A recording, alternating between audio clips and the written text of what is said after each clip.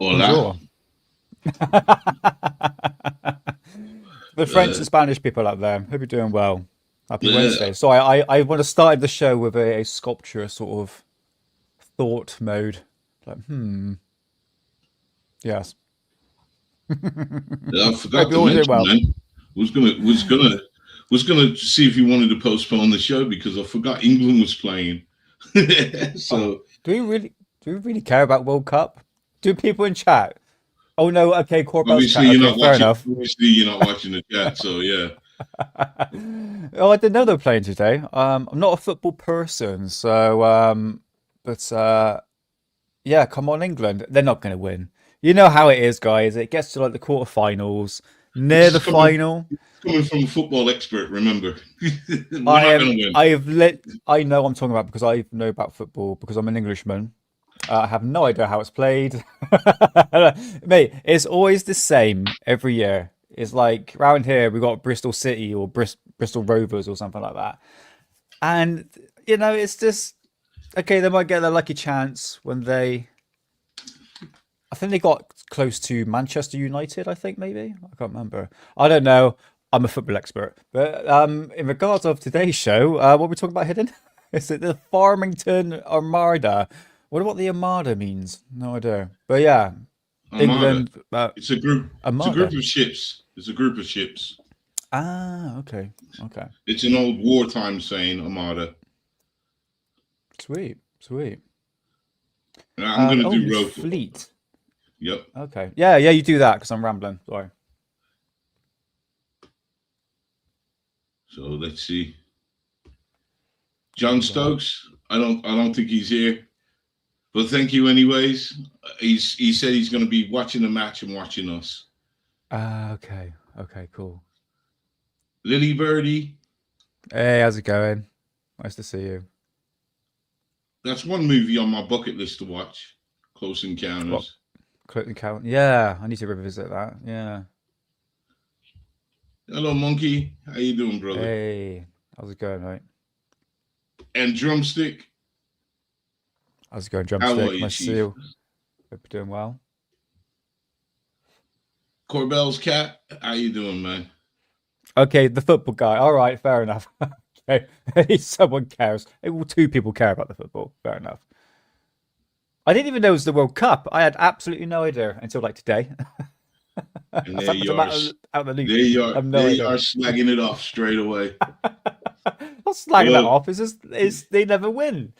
Like quarterfinals, the finals, and it goes into penalties, and then they always lose on penalties. yeah. Anyway, come on, England. We can do a bit of a win-win situation at the moment. If they make But it to nice to the see you. yeah, but anyways, I'm never one of those guys you sit there and say, come on, come on, come on, because you put too much pressure on them, they fold.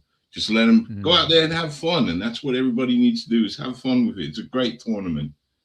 Great tournament. And I will be fair having a enough. flutter towards the end. Well, secretly I have had a flutter. All right. So, but yeah, the Farmington Armada. Farmington Armada. Didn't you Hey, get your? Can you do the notes on it? yeah, yeah, sure. I'm just gonna say hello to Mark Jeffrey. Hope you're doing well, mate. And we also have Oh, that's. Mara Oh, sorry, I missed Marlena. you, mate. No, I already got you. Oh, I already got you. Okay, nice to see you. Hope you're doing well. There he is, Mark G. How How's you it going, doing? mate? Nice to see you. Right, okay. Uh, uh, uh, where's my notes? Right, okay. Yeah, so this one is actually quite interesting because it's one of those cases where I couldn't really find a decent photograph of the case itself. But don't worry, we're going to get into it. But in regards of a UFO sighting, not a lot of videos and not a lot of talk about the Farmington Armada UFO incident, which was a mass UFO sighting reported over Farmington in the March of 1950. Hundreds of witnesses claimed to see dozens or even hundreds of silvery disc-shaped objects moving across the daylight sky in formation and performing unusual maneuvers. Despite widespread reports and significant public attention, no definitive explanation or physical evidence have ever been found, making it one of the most famous unsolved UFO cases in American history. How the hell did I manage to read that 95% right in the state that I am in? That's amazing. Yeah, awesome. Right. Well, I'm learning hidden. I'm learning to read. Should have done that like 35 years ago. But anyway, in regards to this sighting, it's I won't say well reported, but there was a lot of witnesses of this silvery disc-shaped objects. Now, you think in the 1950s, let's go back as a history of ufology in the 1950s. Okay, we've got George Adamski, George Van Tassel, all these contactees, they're meeting up in conferences, etc., etc. In fact, I talked about this with Russell Callahan, that the fact that if you look back through pop culture, especially in the 50s, we had like Buck Rogers and Flash Gordon. And if you look at their actual craft itself, it kind of mimics like a flying saucer. Is that in some cases, if you go back to the comic books. So you've got to think about that time period. So these silvery disc-shaped objects. So disc-shaped, we are dealing with here. And this is happening obviously in the daytime, which is like the perfect time for a UFO sighting to occur. But did anyone get a picture of it? No, how about no? But nevertheless, it's a fascinating case, and is like one of those topics in ufology where it's just not a lot of information about it, which it makes it unique. Because we're here on Hidden Underbelly. I was going to say Alien Addict then. We learn about these old cases. So I think we've done pretty good so far, haven't it? But yep.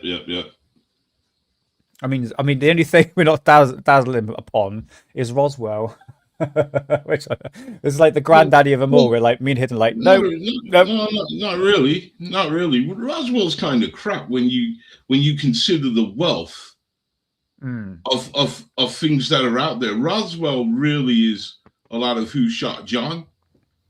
You know, this one here, like Farmington, the Farmington sighting.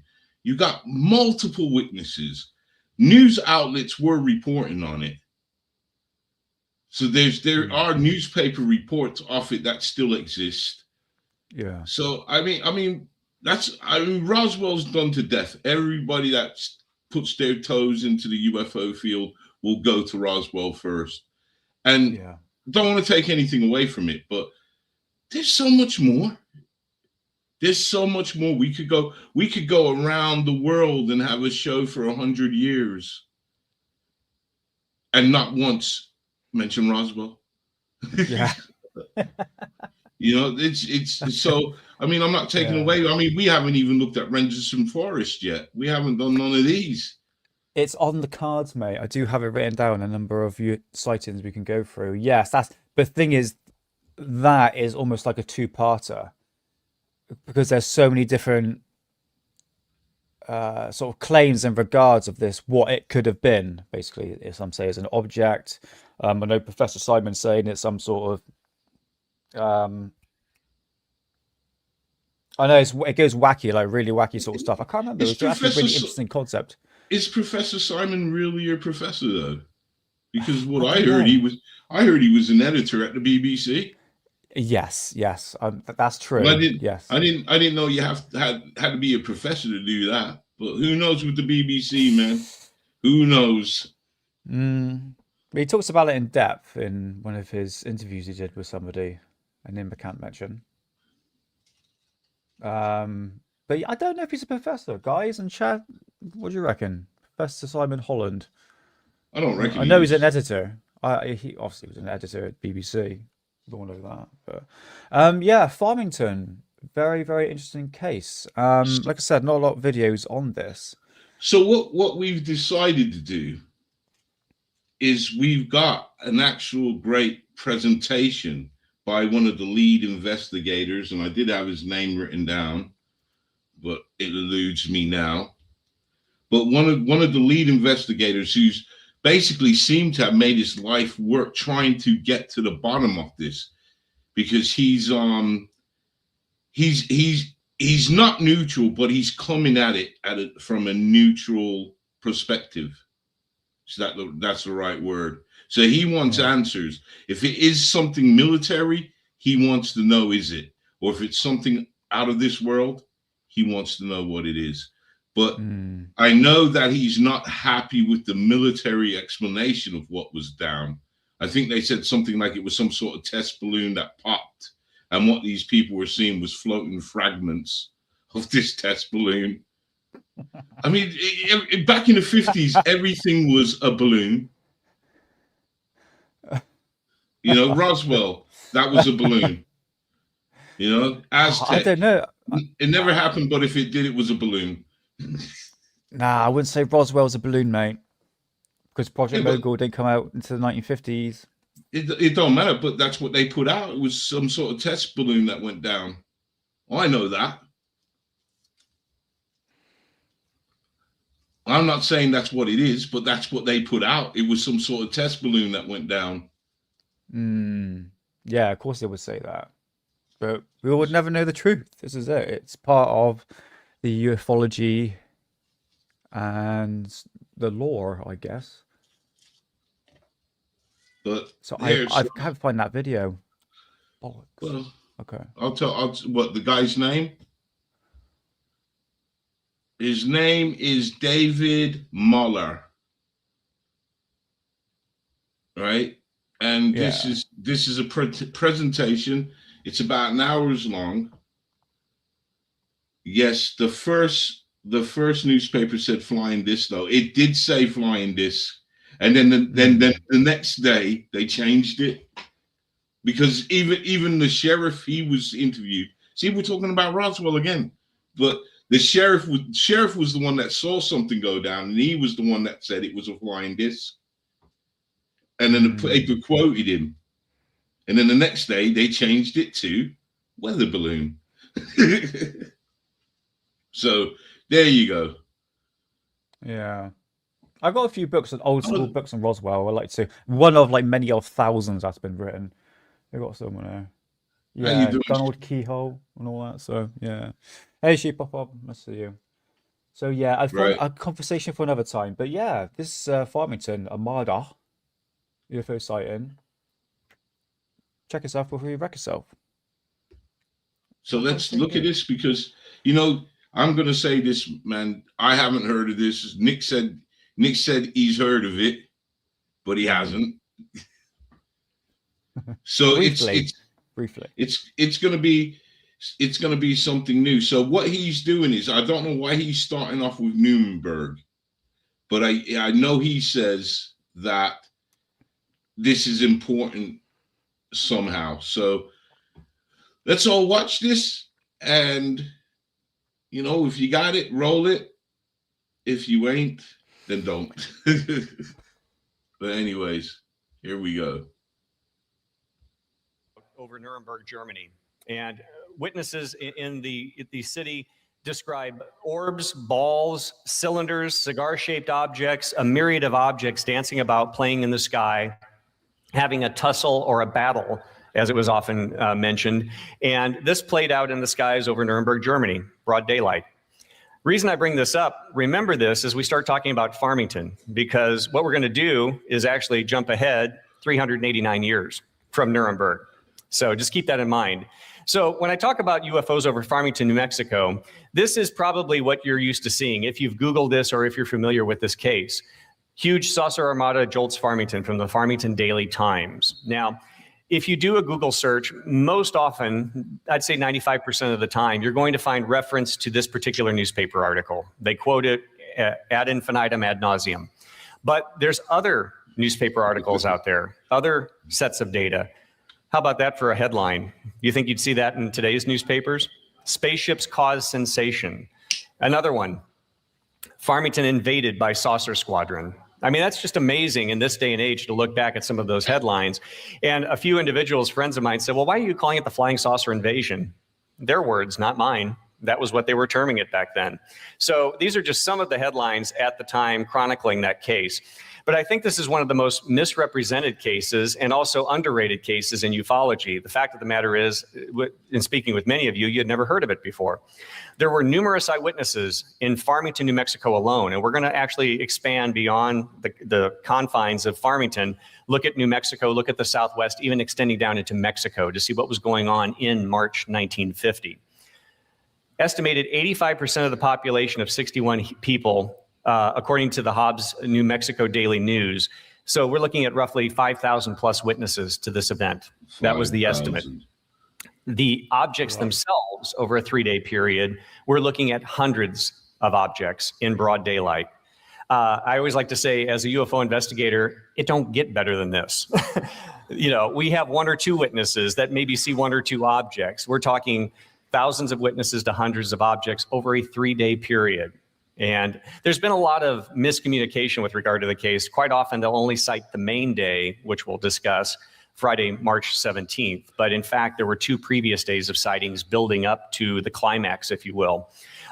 Again, detailed documentation in the newspapers that we're going to review. Possible photographic evidence. And this is something that I've personally been chasing, and I'll share that information with you today. And again, minimal research has been conducted, especially when you see the new material that I'll be presenting today that has actually been out there. It just hasn't been collated and analyzed.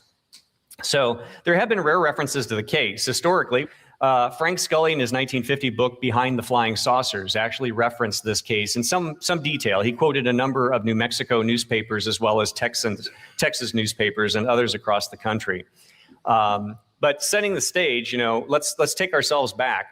We're looking, 5 years at the end of World War II. After the end of World War II, Harry S. Truman was president. And one of the major developments at the time was the development of the hydrogen bomb, which, ironically enough, was in New Mexico at Los Alamos. A lot of work being done at Los Alamos.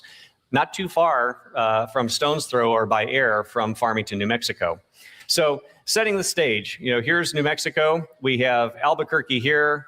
Some of you have been to Roswell, I think. So Roswell's down here. We're actually looking up here in the Four Corners region of Farmington. And like I said, I've been living there for 4 years now. Just love the terrain, love exploring the state. It's an absolutely beautiful state. And I'm not getting paid by the New Mexico Bureau of Tourism to say that. But it truly is a beautiful state for those of you that have been there. But this was 3 years after Kenneth Arnold's famous sighting over Mount Rainier, and 3 years after the Roswell incident. And this was also during the period known as Project Grudge, during the Air Force investigation, which was often referred to as the Dark Ages. There were very skeptical powers that be within the Air Force and military channels that were trying to just downplay the UFO subject altogether. So just something to keep in mind. Now, before we talk about the Farmington incident and the objects that were seen over that 3-day period, something we need to take into account, because I think when we look at cases, when we look at events like this, we have to establish some context. What else was going on at the time? Since late 1948, November 1948 to be specific, green fireballs, these luminescent meteor-like objects, and I say that very carefully, were sighted over the Southwest, specifically New Mexico. And this gentleman, Dr. Lincoln La Paz, from the University of New Mexico, was tasked by the Air Force. He was under contract to help them investigate this phenomenon. The frequency of the reports were unusual, much more severe that year, that period, or those years than any year before or after. And the luminosity was very unusual. So there were anomalous characteristics that even Dr. Lincoln La Paz questioned. He didn't feel that these were meteors, but he was actively investigating that for the Air Force.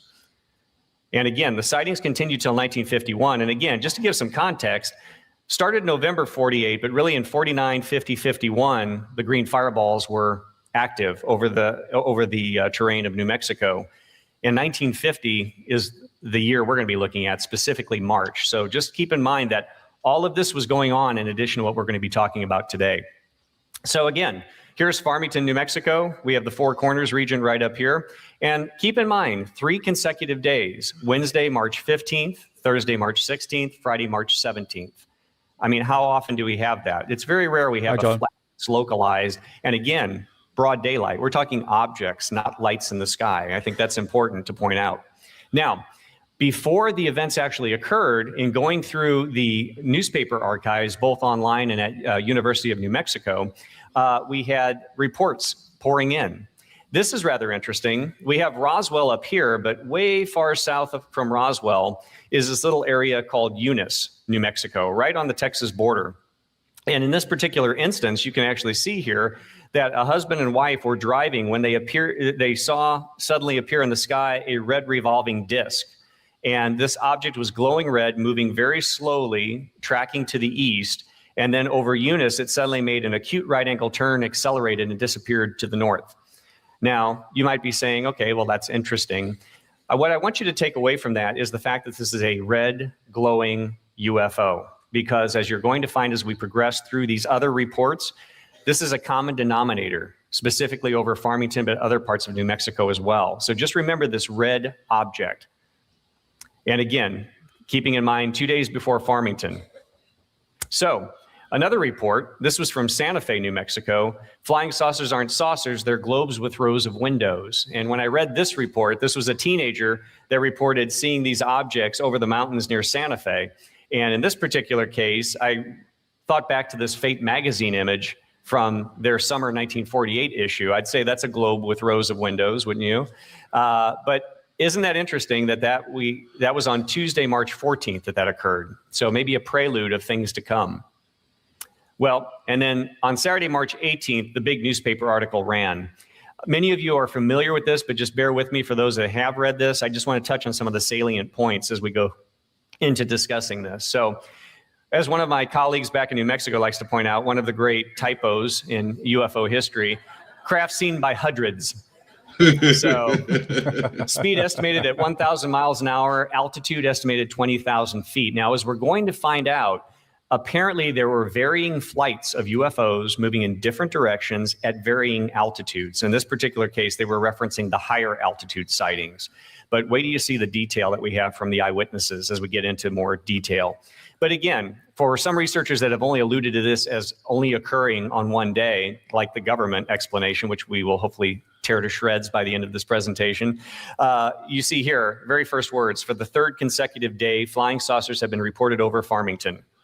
And it states that their arrival happened around 11 or 12 noon. So just skipping through, I just want to hit some of the salient points here. It says fully half of this town's population is still certain that they saw spaceships or some strange aircraft. Hundreds of them zooming through the skies yesterday. Again, referencing the third day, Friday. Estimates of the number ran between several to more than 500. Now, even if we take a conservative estimate, let's say it's 100 UFOs. I mean, how many UFOs do you have to make it a really good case? One good UFO, I think, is interesting enough. I would love to see one UFO. But whatever they were, they caused a major sensation, and it references that they're only 110 air miles from Los Alamos. The object appeared to play a tag high in the air, at times streaking away at almost unbelievable speeds. Very reminiscent of other reports we have. And then one witness talks about triangulating the objects. It says that it was twice the size of a B-29. Farmington citizens stood in the streets yesterday watching the first reported mass flying saucers ever sighted. Traffic was slowed to avoid hitting sky gazers. So you kind of get an idea or sense of the drama that was playing out. I will say, though, in speaking to some of the witnesses, no one panicked. There was really not a level of panic, but fascination. To the point where people are almost getting hit in the street because they weren't watching the cars, they were watching the UFOs.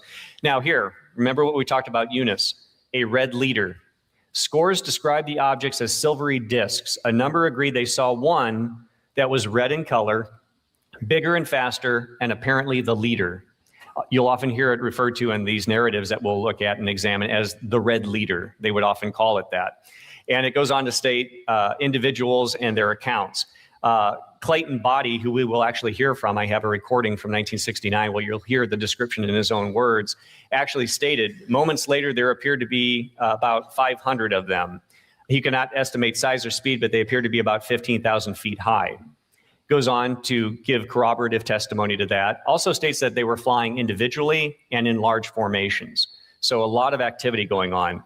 And again, it states that around 11 o'clock or so on the 17th, they saw these objects, and then a large-scale sighting occurred at 3 p.m. What we're going to find is there were multiple waves flying over at differing times from different directions. And again, we'll see how this plays into the narrative put forth by the military and the government at that time. Goes on to state that many of these individuals, like this B-29 tail gunner, many of these witnesses were pilots or former Air Force veterans. So they're familiar with aircraft, they're familiar with maneuverability. And this individual states the very maneuvering of the things could not be that of modern aircraft. And then we have additional testimony. Now, remember Nuremberg that we referred to about them playing a game of cat and mouse and tussling with one another? This witness stated they appeared to be coming at each other head on. And then at the last second, one would veer at right angles upward, the other at right angles downward. And then it talks about them kind of having a tussle or playing around. And then we have other witnesses describing these objects as looking like a dinner plate, which we'll allude to a little bit later.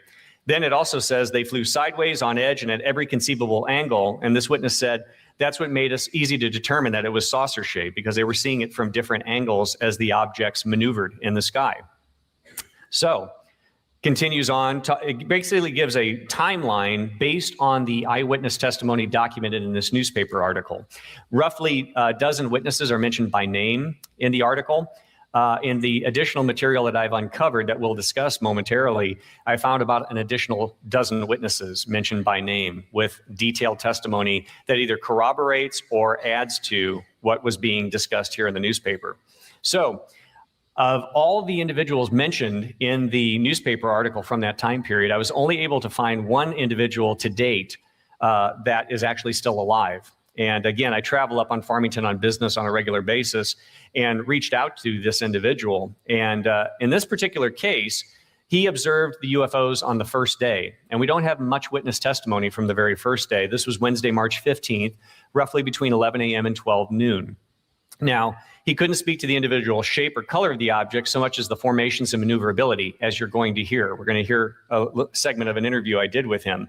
He stated officials did speak to him afterwards. He didn't know if they were military, government, or what have you, but he states on more than one occasion he was approached over time and questioned about the event. The one thing I like to point out, though, because again, as Forrest alluded to in the introduction, I try to be very meticulous in getting the facts straight, setting the record straight.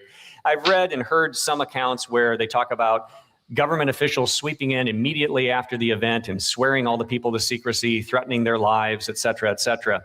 The witnesses and the notes of the interviews and investigations conducted in the 60s, there was no mention of intimidation or anything of that nature. Not to say it didn't occur, but in the ones that I actually spoke with or the interviews and interview notes that I read, there was no indication of that.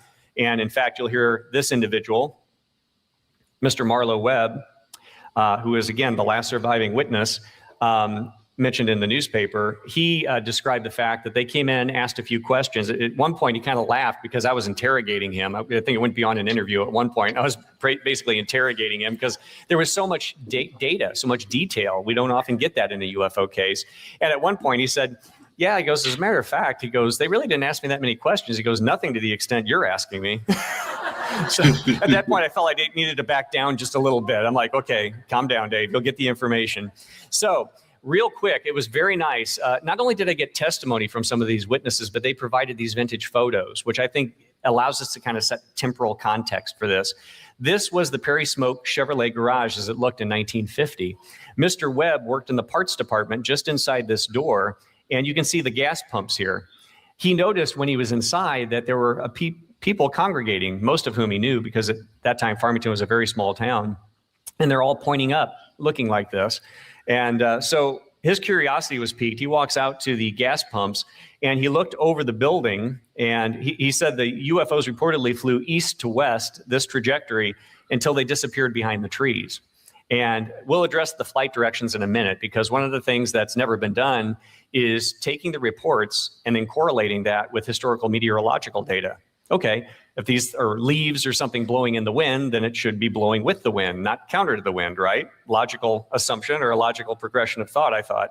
So let's listen to what Mr. Marlowe Webb says. Again, he'll reference being interviewed, but also I want you to hear the description of the objects. And I must say, he states to this date, I don't know what I saw. One of the things I'd like to mention, though, he's 91 years old. Still sharp as a tack. I was talking with Race Hobbs, and I told him, I said, this guy's 91, but I wish I could be that sharp in clarity of mind when I get to be his age. But he's a very successful business owner in Farmington, and he historically was a private pilot. At that time, he was a private pilot, and he was also a Navy pilot in World War II. So someone that actually knows how to identify aircraft, view aircraft. So with that being said, let's see if we can go ahead and play. And let me see here. For some reason, I'm not seeing that. Yeah, we both have the same problems, mate. There we go. But these things were a cluster. I don't know whether they were 6, 8, 10, 12, a group. And they stayed pretty much in formation. And they go and dart. And when I said saucer plate, I don't mean it was a saucer plate. That's what it really related to from the ground. Because we see airplanes up there. We know they're huge, but they are mini up there, 6 inches. I don't know how high it was. I don't know how big it was. Relatively, at that point up there, it looked maybe a saucer. I never played a saucer, it wasn't big. I don't remember seeing them as individuals as much as I did the formations. I don't remember whether they were just scattered an exact formation. I know they were all together. When they made course changes abruptly, they pretty much stayed in those formations. They didn't scatter. So that eliminated, to me, leaves blowing, because we had them blowing all over, and they were very haphazard, leaves were. And so I was familiar with that, so something was holding them together. Could you discern color? No, at that height, can you just tell it's a change from the background? That's the formation thing, of change of direction, and then all staying in it is what I was more impressed with than the shape of the object. And I know some accounts in the newspaper said that at times there may have been up to 500 in the air. See, that was later, the second, third day, and that's the reason. It just ballpark. What do you think? I know you said they were like in clusters. Could you give just a ballpark? Oh, I'd say under 15, 20 in this one cluster. Where you were standing, what direction were they coming from, and what direction were they going? Do you recall? As I remember, I was looking to the northwest. Big trees, and they were flying, or I lost the vision. Because they were flying east to west. Clearly remember. East to west. Because I lost vision of them, or maybe it was approaching losing visions. One reason I went back in. And they're coming across, and here and they were approaching, going out of my vision sight. So I turned around, went inside. So that would have been from your right to left then, that trajectory? From my right to left. Right to left, I was looking to the northwest, and they were coming from the east to west. At what angle, I don't know. Generally, they were moving around. Now, why they would be doing that over Farmington? They weren't over Farmington, they were north of us. North of Farmington. A little bit. And the article, as you'll read, I think it stated that no one noticed any noise. There was no noise. No noise. Did you see any contrails that you can recall or anything like that? No. You were saying that there were officials that had come in after the event? Yes, and I don't remember that they weren't FBI. They were, it was one of the departments of justice. I don't know. I believe there was probably one from the military. I don't think they were FBI. And did you say military as well? These were plainclothes men. No, that's interesting. But there were did you say 2 or 3 different groups? At least 2, and I remember 2 specific, but it seems like a third, but I'm not positive of that. And what was that was later, maybe. It seems like it was a year or so later they came around. The initial group, though, how soon were they on the scene after the event? Do you recall, roughly, just ballpark? Oh, it was probably weeks. It wasn't days. They weren't like here the next day. Oh, no. But at the end of the day, there was something in the sky. Oh, I saw something up there. I saw change of formation. And they held the formations I won't say they held the same position in, because it's probably safe to say that whatever these things were, they seemed to demonstrate intelligent maneuvering. Yes, to me it did. It was my conclusion at the time. That's all. They were under intelligent control. I thought they were. I think it's interesting that we can actually hear the voices, not just read the transcripts, but actually hear from the individuals, see that there are still some around, and we'll be talking about another witness here shortly. But I want to thank Mr. Webb for his time. I've actually interviewed him several times, and it was interesting because he told me the first interview, and as you do successive interviews, you start to develop a rapport with the witnesses. At first, he was somewhat guarded, but after the second or third interview, we started kind of developing this rapport. And he said, when you're done with this, I'd like to see what you put together. So I actually presented this in his business office in Farmington to him. And it's one of those situations where as you're presenting this, you see wheels turning. And when it was done, and again, he's up there in age, he just kind of leans back like this and does this. I'm waiting to hear what he's going to say or how he's going to critique my presentation. He goes, that happened back in 1950. And the very next day, my life just went on. I really didn't give it much thought. He goes, when you said you were going to research this, I had no idea the depth of research that you're going to do. He goes, after all these decades, you've got me rethinking this whole thing now. So after all these years of having just put it behind him, it really sparked and kindled his interest, which made me feel good. I mean, if I can do that with an eyewitness, I think that's pretty impressive. So the story was not only picked up in New Mexico and Farmington, but as you can see, it was in the Lubbock Morning Avalanche as well. This time they spelled hundreds correctly. Hundreds in New Mexico report mass flight of strange objects. So the news did travel. It actually made headlines across the country. And I went through an extensive search on online newspaper archives as well as microfilm and gathering some of these. Now, this is particularly interesting. Now, again, Saturday, March 18th, the date that the big newspaper ran in Farmington. Here we have Farmington, and here's the Four Corners region. Clear on the other side of the state over here in Tucumcari, we have a report, Tucumcari 2, and it states that 2 men saw an unidentified object at 9:15 Friday morning, shortly before the saucers were first sighted in Farmington. They were working on the Hudson Canal. The gentleman's name, Gutierrez and Dominguez, said the object, they wouldn't hazard a guess to its identity, circled to the right and at times stood still, then took off, and I think this is important, against the wind in a great burst of speed.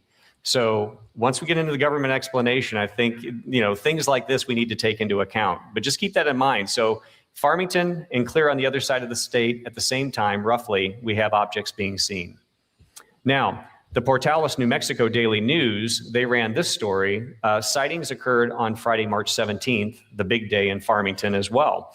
And in this particular instance, they state reports were coming into the Tucumcari Daily News from all sections. Richard Everett, editor of the Daily News, said all of the descriptions were of saucer-like discs. Again, while this is transpiring in Farmington, this is going on.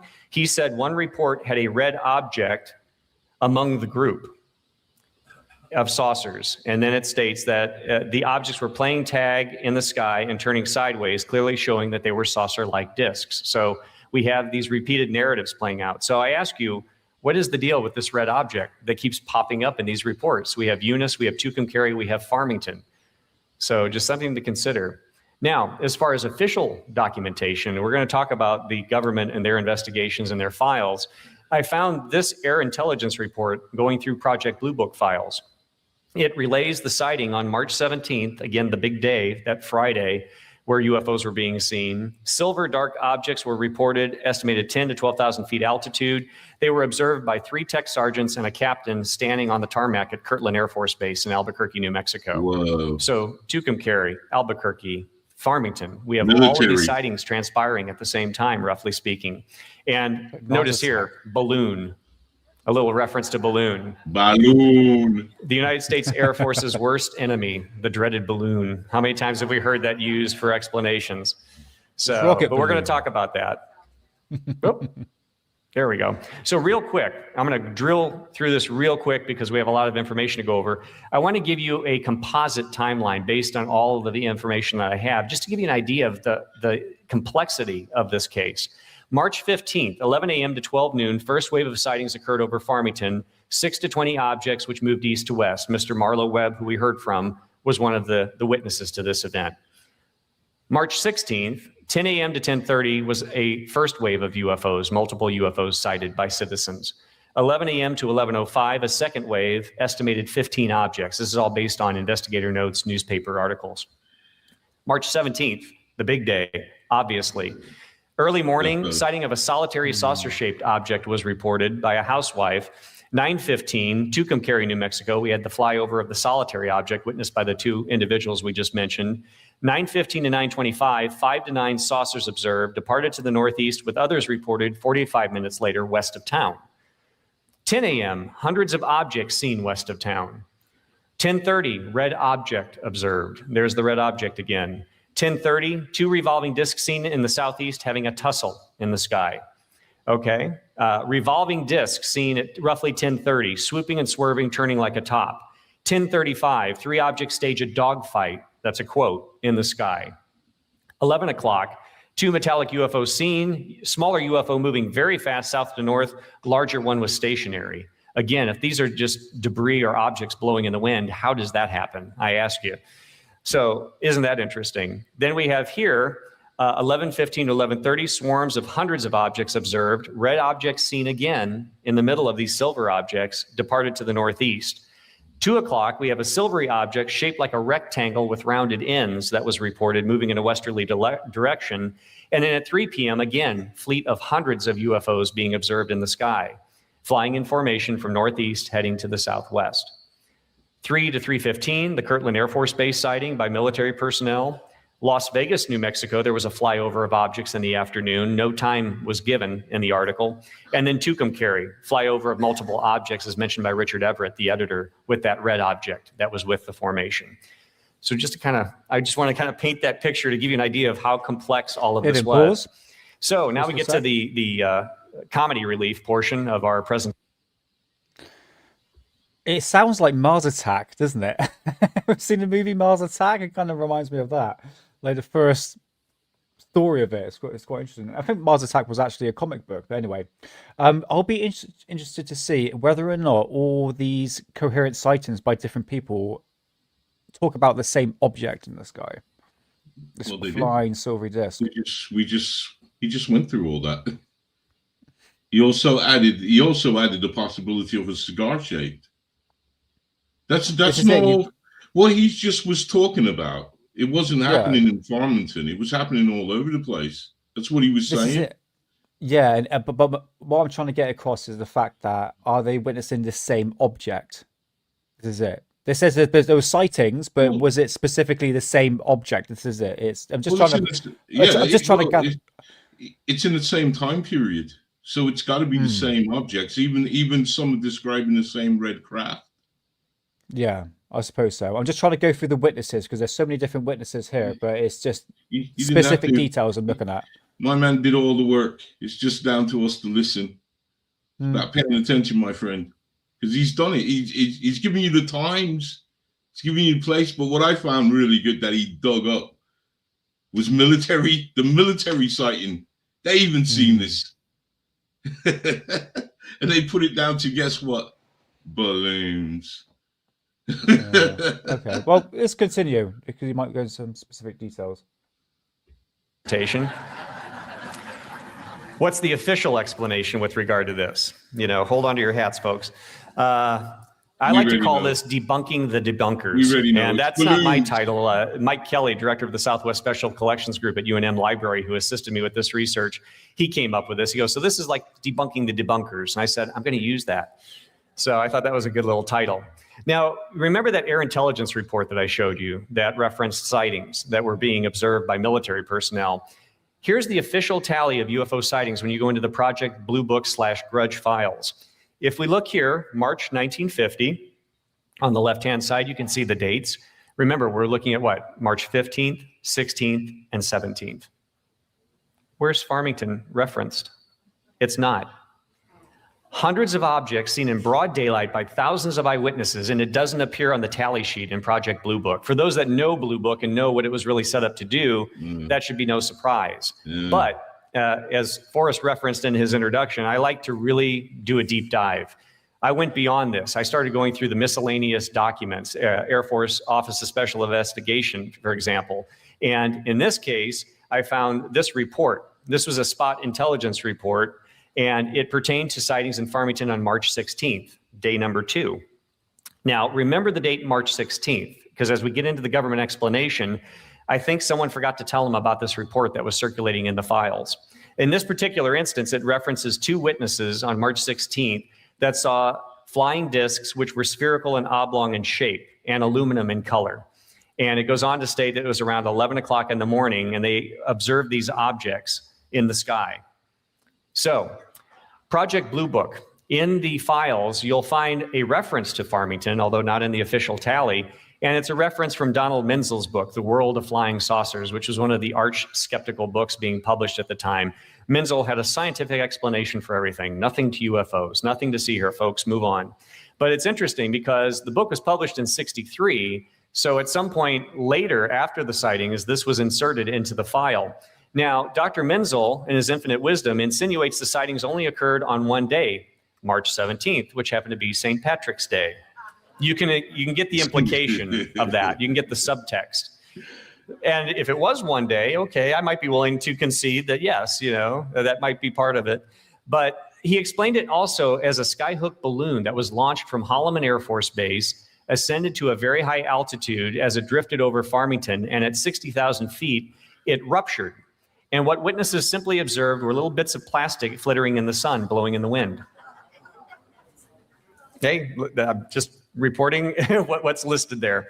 But as we go through this, and there's a little skyhook balloon right there, a rather large skyhook balloon, but there's some problems with the so-called explanation. First, if this was true, it does not account for the 2 previous days of sightings. And remember, we have that air intelligence report referencing March 16th. There were sightings in March 16th, not just the 17th. Second, Dr. James McDonald, who we're going to talk about and pay tribute to momentarily, years later, he was going through the records and found no record of a balloon launch around that time frame by Office of Naval Research at Holloman. Third, why don't the dates correspond between that spot intelligence report, as I mentioned? Did they forget it was only supposed to be a one-day affair? Oops, we have this inconvenient document referencing March 16th. So, sorry, Don, I don't completely agree with your explanation.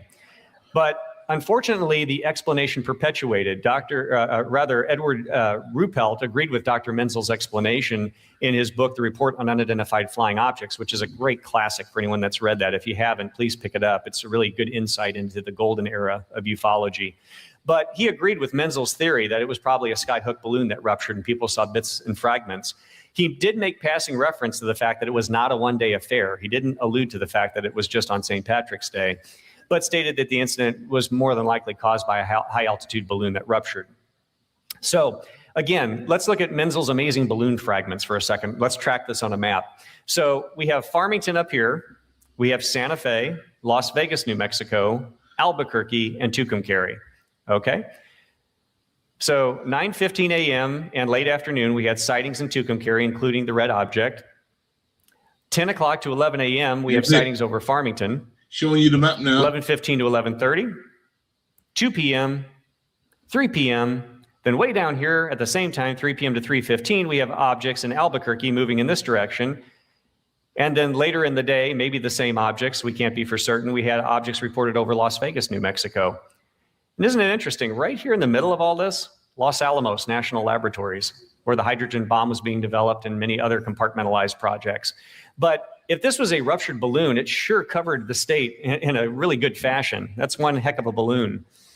So, but again, let's do something that no one else has done before. Let's look at that theory. I'm willing to poke holes on the balloon theory, no pun intended, but what I'd like to do is have something that we can put to the data. So Marlo Webb on day 1, March 15th, observed UFOs between 11 a.m. and 12 noon. UFOs reportedly flew east to west.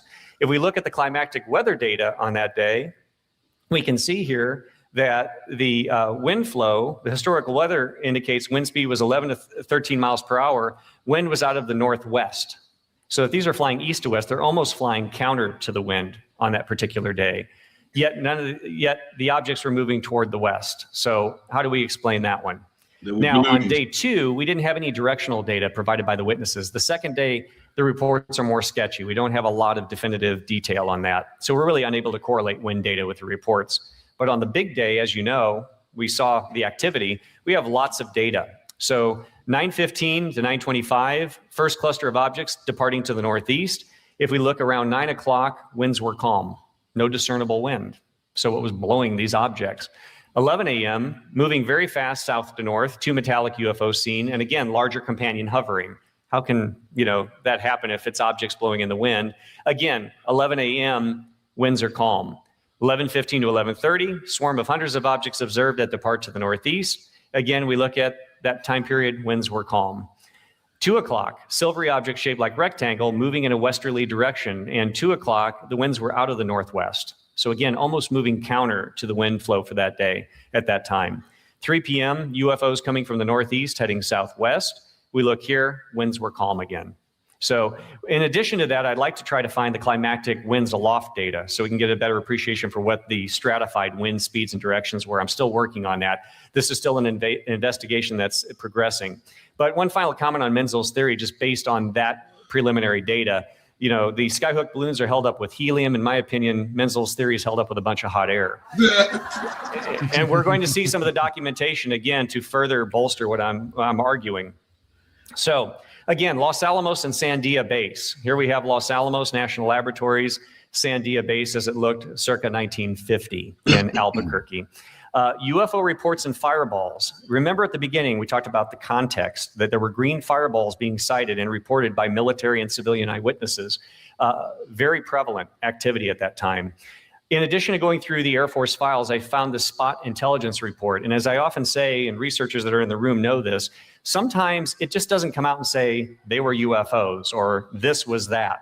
It's sometimes a cryptic little sentence here or there that you have to say, wait a minute. What are they referring to? And the point I'm bringing up is this. You can see here, spot intelligence report, April 19th, 1950, so about a month after the Farmington sightings. Unidentified aerial objects were observed over Los Alamos and Sandia Base, New Mexico on February 25th, March 4th, March 22nd, and April 1st, 1950, right in the time period that we're actually talking about. Objects were of the general type of those previously observed in the New Mexico area during the daytime. Now, this is referring to unidentified aerial phenomenon, the green fireballs, which were seen at night.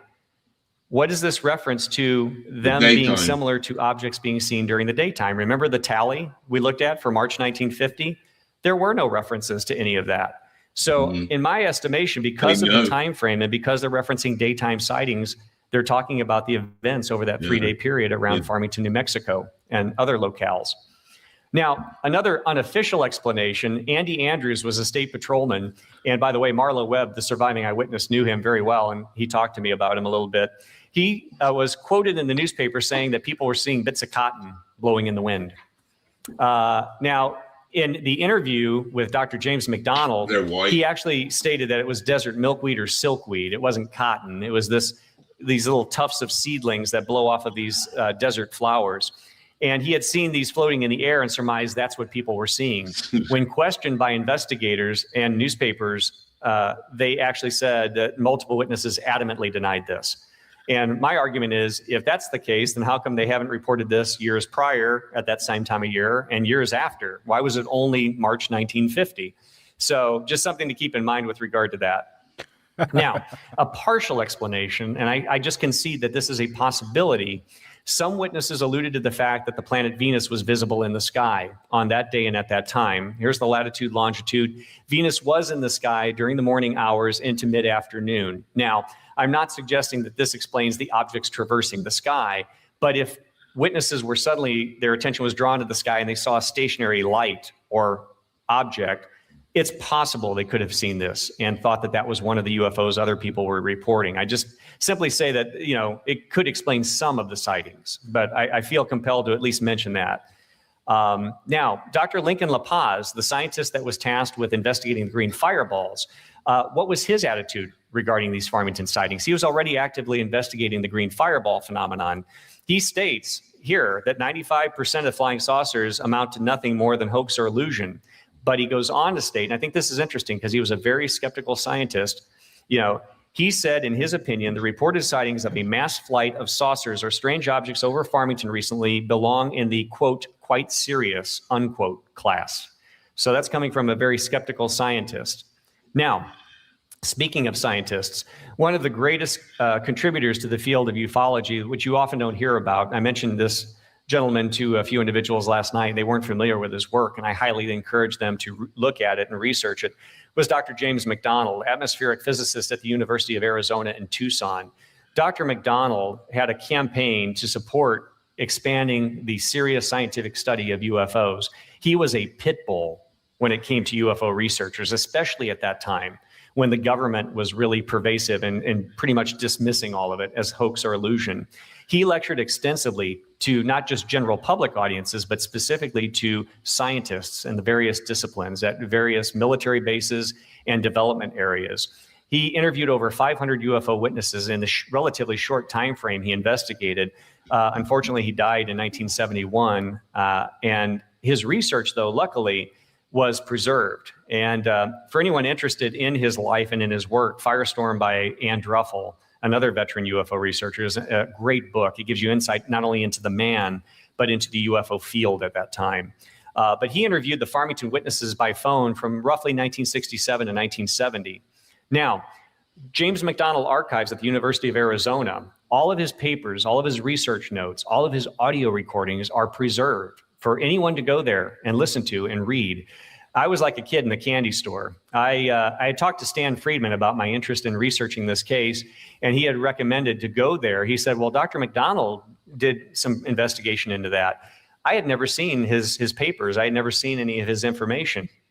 August 28th, 2015, I went to the University of Arizona in Tucson and was like a kid in a candy store. I mean, these classic cases, I was listening to recordings with the witnesses. I was literally holding the handwritten notes by Dr. McDonald. And it was just kind of it transported me back to that time period when he was doing his investigations.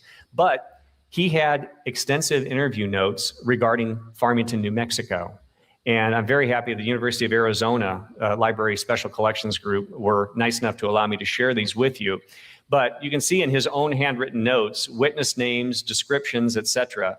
And in some cases, even showing like little sketches here. Shape of objects, saucers, like 2 plates or saucers, were horizontal. And this information has tons of detail that we did not get in the newspaper articles from the time. So a lot of this is new information. For example, the floating cotton or debris, these were quotes from interviews he had conducted in the 60s. Witness stated, not cotton or paper, something very different, she said of the event. Another witness, not cotton, he feels. Yet another one, Andy Andrews came up with a joke. It came up later joking, there goes 5 or 10 of them at cotton. And it said, witness stated, not cotton. He goes, that big orange one wasn't cotton, he said. Again, referring to that red or reddish orange object that was reported. Now we get to the red leader. Look at all the testimony based on the red leader. We have the original newspaper that I shared with you earlier referencing the red leader. Dr. McDonald's notes, how many objects did he see? 20 to 30 in a formation, one red one leading them. Following were silver. Not a V formation, but some formation of some kind. Couldn't recall exact positions. Could see at same time as was spiral, one seen a round one, color of a paper bag, brown, circle. Another one, big red orange object. Yet another one, rusty colored disc. I thought that was rather interesting. And again, all of the objects were of a silver color except for the one red saucer, and all except the latter appeared to be at an extremely high altitude. So I thought back to this image. That's now, I can't speak to the authenticity of this photo. This is one of the famous photos from the 60s taken over Provo, Utah by a commercial pilot. And I just go back to this image because I think maybe that is the color that they were trying to depict. Rusty color red, reddish orange, brown, brownish red. And I just use that as an example to illustrate perhaps that was the color that they were alluding to.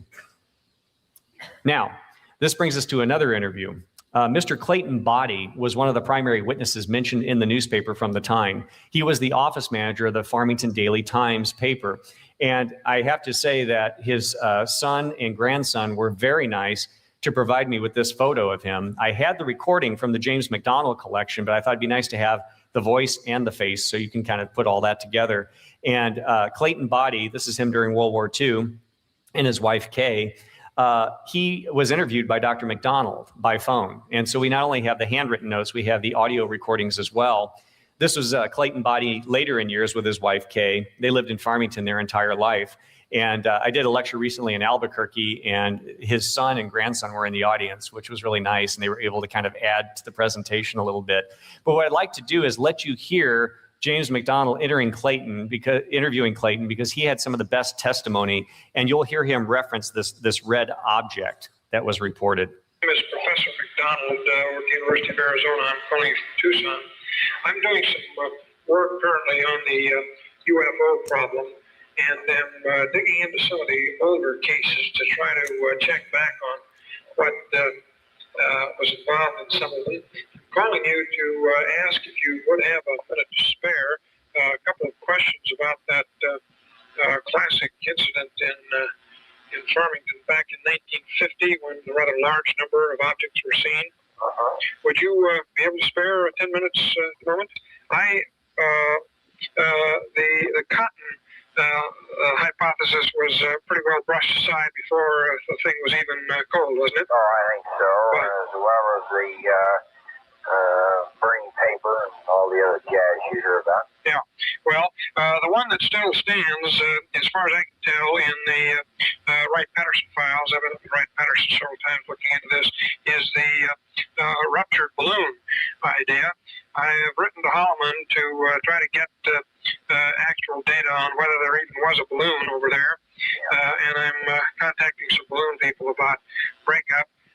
But as one of the witnesses, how would you appraise that hypothesis that it was a fragmented balloon? I would question it. It didn't appear to me to be that at the time, let's say. They seem to be substantial objects of discernible. Substantial objects. So your feeling would be that it wasn't likely to be fragments of plastic. I don't think it would be likely to be. Did they move at high angular velocity, or did they flutter down, or what kind of motions were perceptible? It would appear to me to be fairly high angular, perhaps, but I don't know. I don't know. I'm not enough of science to know. The objects were not simply coming down. Yeah. They were moving across the sky at times. Yeah. And were they all moving in the same direction? Yeah. Do you remember what that was? Yeah. Let's see. They were moving in the northwest. Towards or from? Toward. Towards the northwest. About how long do you think objects were observable? Was it? Golly, I don't know. 2 or 3 guys and I sat there and looked at them and said, how about that? We watched them for some time, and then I went on back to the newspaper that they finally went out of sight. I don't know, 3 or 4 minutes, I suppose. In the case of your own observation?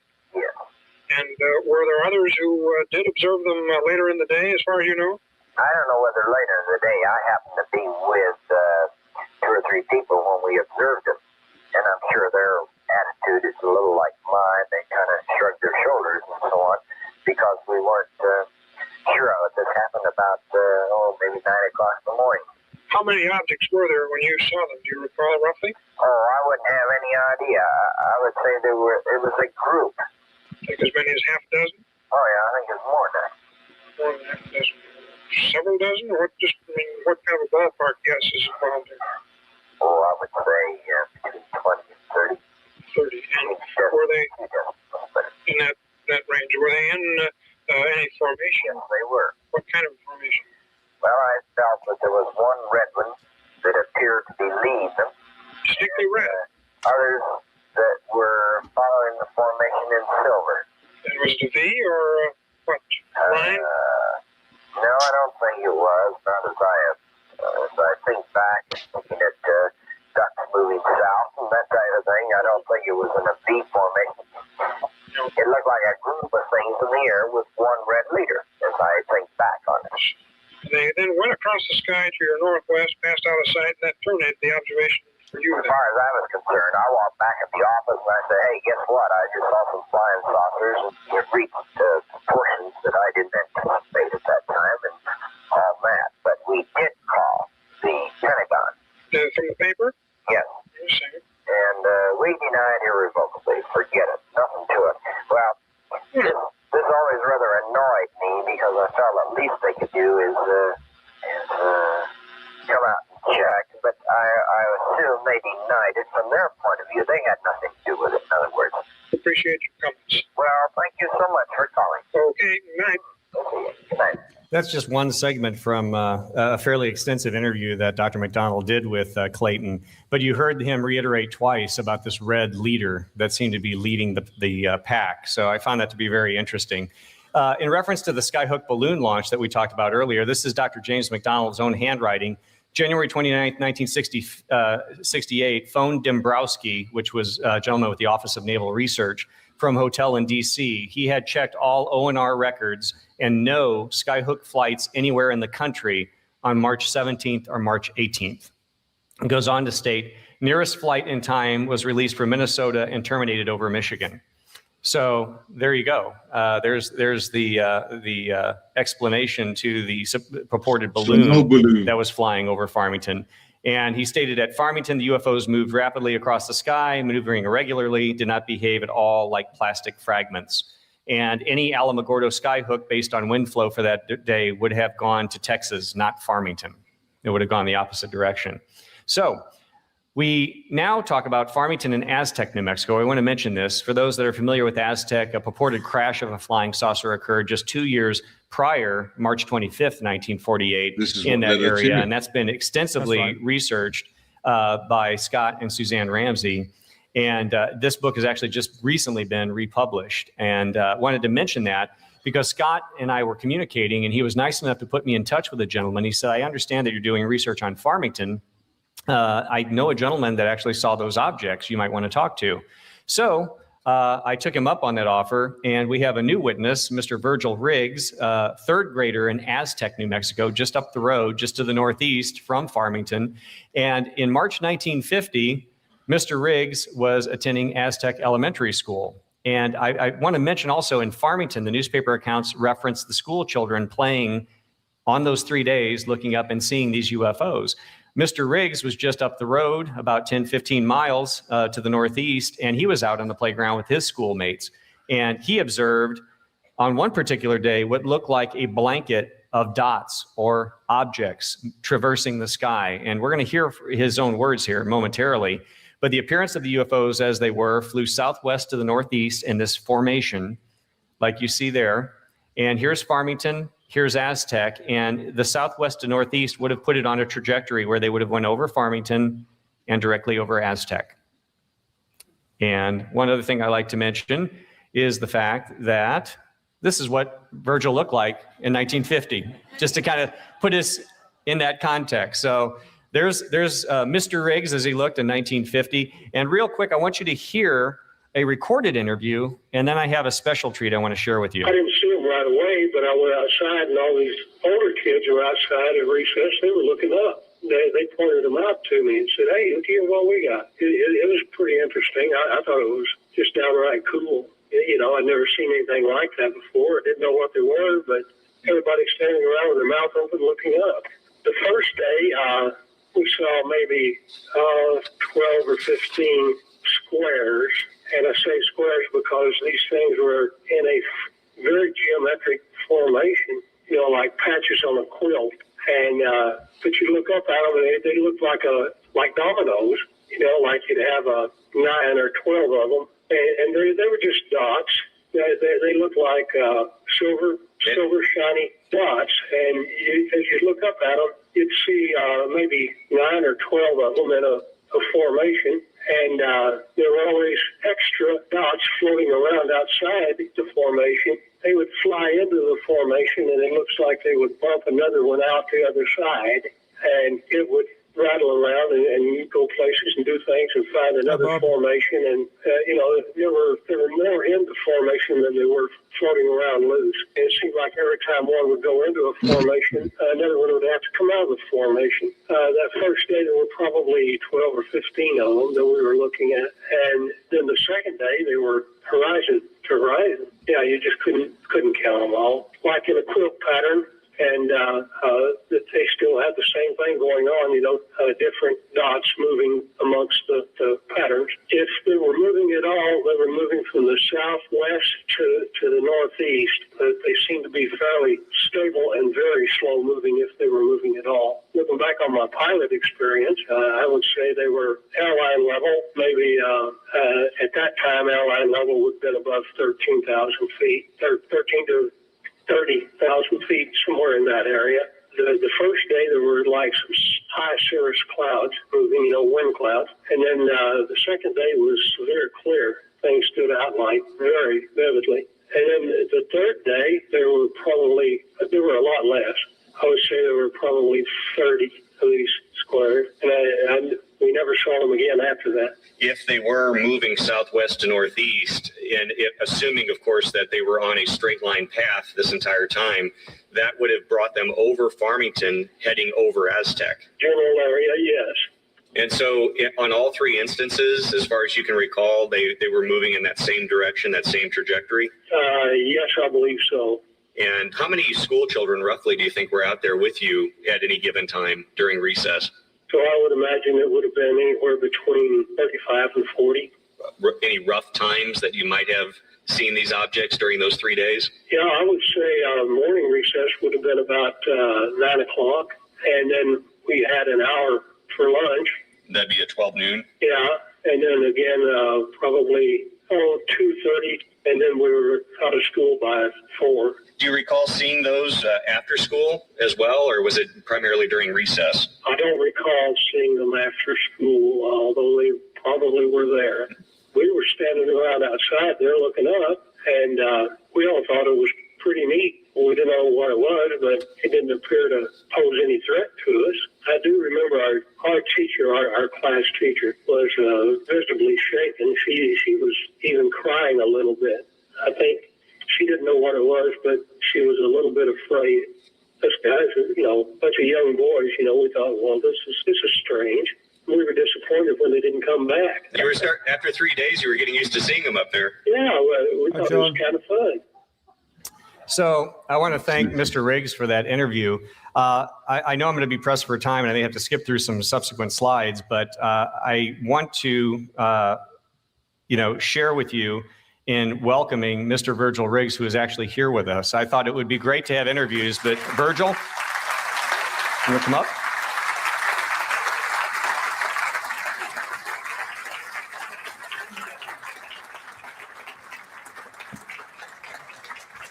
Thank you. There we go.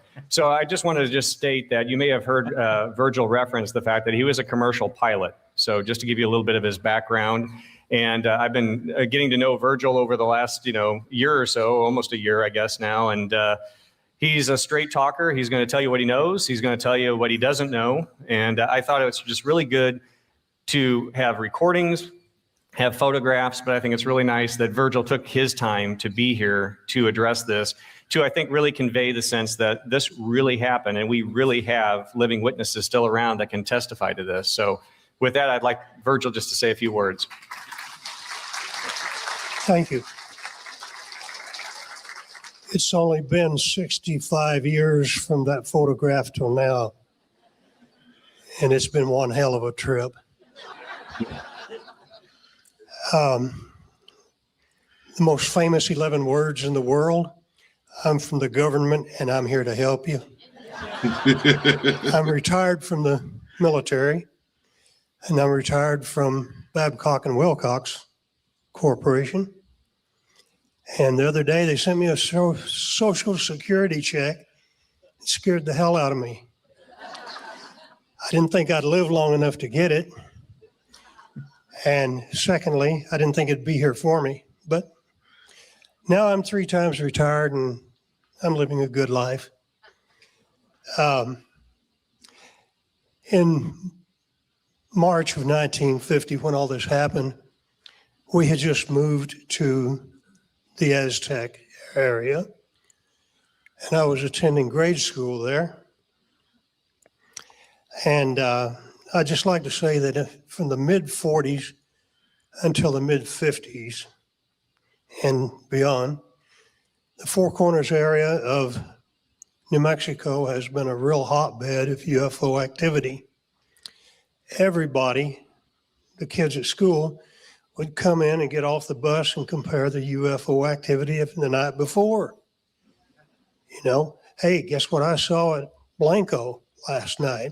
Other kid would say, well, we were down by Chama, and well, you should have seen them over by Cuba, man. They were really fantastic. So there's been a tremendous amount of UFO activity. I can honestly say I have had 3 sightings of my own. I can't wait for the next one. I'm ready to get on. But I'm real pleased to be here. Boy, am I glad to be here. I retired from the military. I retired. I spent a long time in Vietnam. A little over 5 years. But I'm real pleased that I was invited to come here and speak.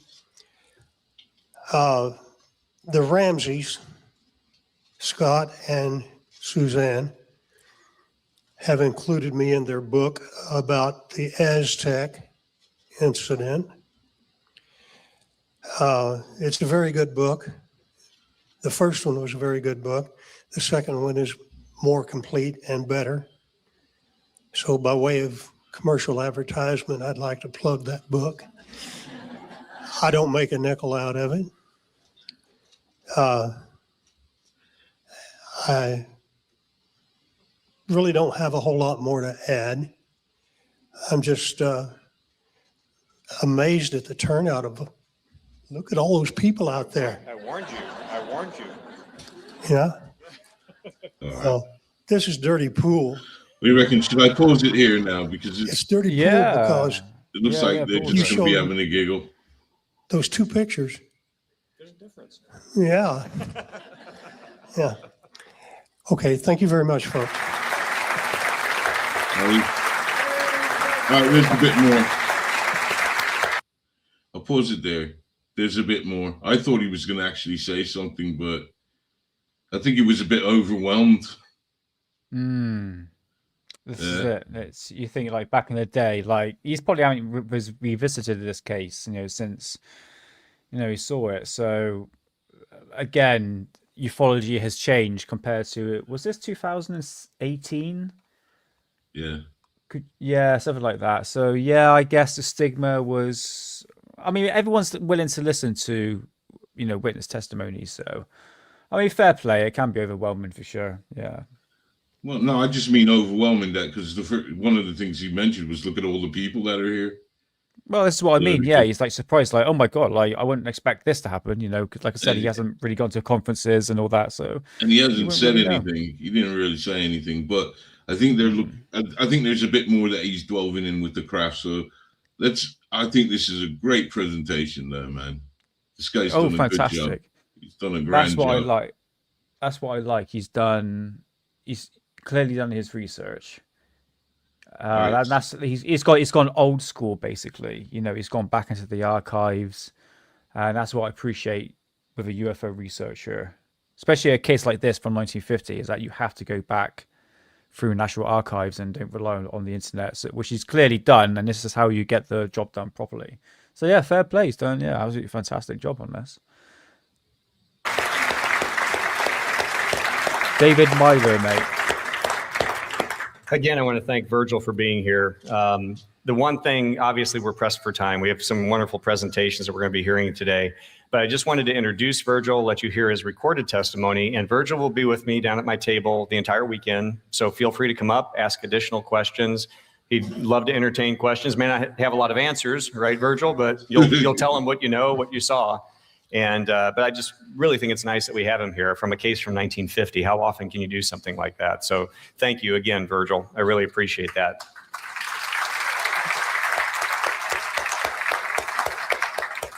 So I'm going to skip through, like I said, a few of these slides, and I just want to show you some of the anomalous behaviors that were described in James McDonald's interview notes that we didn't hear about in the newspaper. So again, this is new material that you may not have heard before. Johnny Eaton was one of the witnesses, but in the notes, he stated that the objects had the ability to hover, move short distances away, and then hover again. No, it's not. Which he thought was interesting. No. He also added the fact that he would see them flat and he would see them as circular, again, as some of the reports alluded to, seeing them from different angles. Another one, Mr. John Burrell, another witness that was not mentioned in the newspapers, but were in James McDonald's notes. He observed one of the objects spiraling down like a coiled spring. And then after that, it would be stationary and it would hover and then shoot straight up.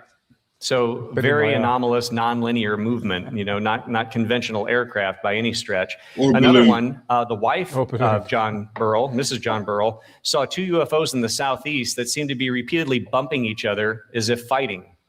So very unusual behavior, obviously not aircraft. Also, later in the day, she observed via a spotting scope, and this is very interesting because all of the public accounts that we had thus far were supposedly with the naked eye. In this particular instance, she was at the San Juan Auto Parts store where the owner had a spotting scope and they trained it on one of the objects. And again, this is not the original witness sketch. This is from another UFO case, but she described essentially this object that was cigar-shaped, silver in color, with vertical windows or bands. So this is one of the most detailed descriptions we have on record from the Farmington wave. Again, balloon fragments, I don't think so. And then another one, Mr. Bob Fouts, he saw objects that would move, jump, and suddenly make erratic turns in the air, similar to many other UFO reports we have on file. And then Don Hodgson, this was a very interesting one. He referred to the big red-orange object which shot across the sky. Then he said it was stationary, turned on end, and then shot vertical and disappeared. So again, what are we dealing with this? Very quickly, I'm going to skip through this in the interest of time. We had a southwest wave. Again, we had Farmington up here. We had reports in Colorado, New Mexico, Texas, all the way down into Mexico the same month, the same year. Looking at just some of the cities where reports were pouring in the newspapers from the time. Well-documented reports, I might add. In fact, Mexican flying saucers here Monday, March 8th, before Farmington, 2 more flying discs sighted over Mexico. And it talks about reports over Durango. And it goes on to state that they saw a flying saucer hovering over the city. Then you see here, it was the 3rd time within a week that strange objects were reported. This is prior to Farmington. Then Monday, March 13th, this is the same date that we had the Eunice sighting with the red object, which was a prelude to the New Mexico case. We have trained aircraft observers, as it states, confirmed reports of hundreds of persons who said they saw 4 flying saucers yesterday over the city of Mexico City and one that was reported over Monterrey, Mexico. Again, March 13th, the beginning of the week when all of this transpired. Then we have another one, flying disc filmed over Mexico Field, and I've never been able to find any follow-up to this, but someone actually had a movie camera and filmed these UFOs flying overhead over a Mexico airfield. Mm-hmm. And it goes on to state it was a shiny object that remained practically motionless over the airport for several minutes. Then it moved to the left, to the right, and I lost sight of it several times, but located it again. And it talks about 16 millimeter film footage being recorded of this incident. This is a fairly dramatic one. And again, if the military is not taking this seriously at the time, then that's really scary, because in this particular instance, you had a recruiting officer at the Dallas Naval Air Station said that he saw a flying disc streak under a B-36 bomber, hover underneath the object, and then suddenly shoot off at a 45-degree angle at high speed. And so that was a very interesting one reported in the Lubbock Morning Avalanche, and that was Thursday, March 16th. Okay, so that was day 2 of the Farmington incident. As it was playing out, this was playing out over Dallas. And again, it talks about other incidents occurring, and it says Captain M.A. Nation, commander of the Dallas Naval Air Station, said there were no jet planes in the area during the time when the discs were reported. And it also says that they had no observation balloons in the air at the time. So again, we can rule out the balloons. Another one, flying saucer Mexico wave continues. Look at this banner headline, flying saucer sighted over Brownsville, more in Southwest, just to bolster the argument that there was a lot going on in that region of the United States as well as Mexico. But there were sightings over Brownsville, Texas, where school children and a number of adults pointing up, looking at objects which then disappeared to the south and the southwest. And just backing up here, you can see here, still more saucers. 50 persons report discs over New Mexico, Cuba, and Mexico. The Cuban incident, by the way, was a commercial airline pilot that saw the UFOs. But despite the prevalence of reports, despite the volume of testimony, we have the prevailing statements by officials. Saucers are imaginary.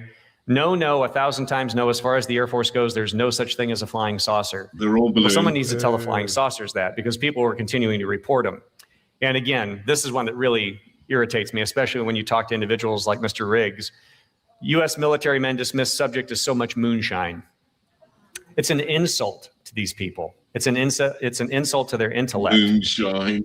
Now, real quick, and I've got to move quickly. I'm going to have to skip through a lot of slides. I'm sorry, but we can talk about this over the weekend. Photographic evidence. All these sightings, did anyone take a photograph?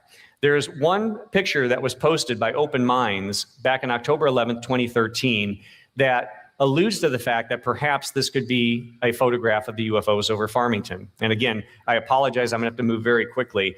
This was from the files of Wendell Stevens, who, as many of you know that have attended the conference, was a regular speaker here each and every year. And he had an extensive UFO photographic collection, which is now in the possession of Open Minds. And I'm very happy to say that they're very forthright in sharing their information. And Alejandro Rojas sent me a scan of the photo, both front and back. And the story that was relayed to Wendell, how he obtained this photo, an individual sold him the photograph, and this is all documented in this documentary VHS tape. He states that the gentleman that sold him the photograph stated that he was in Farmington on business, and after the incident, the government officials swept in, threatened and swore everyone to secrecy, confiscated all the photos, but one escaped and went up to Durango, Colorado, where the Durango newspaper ran the photo. Well, I've gone through the digital online archives. One of the things, as I mentioned, this is an ongoing investigation. I'll be heading up in the next month or so up to Durango. I'm going to go through the microfilm for the subsequent 6 months after this incident to see if that's true. Because all of the other newspaper archives I've gone through online and at UNM, University of New Mexico, I can't find any reference to this photo. And so that's the story as it was told to Wendell. And I believe, he felt that was the truth. But I think you'll find that there's a few holes in that story. And you're going to see what my take is on this photo after we quickly run through this. So again, I want to thank Alejandro Rojas for providing the photo that they have in their possession.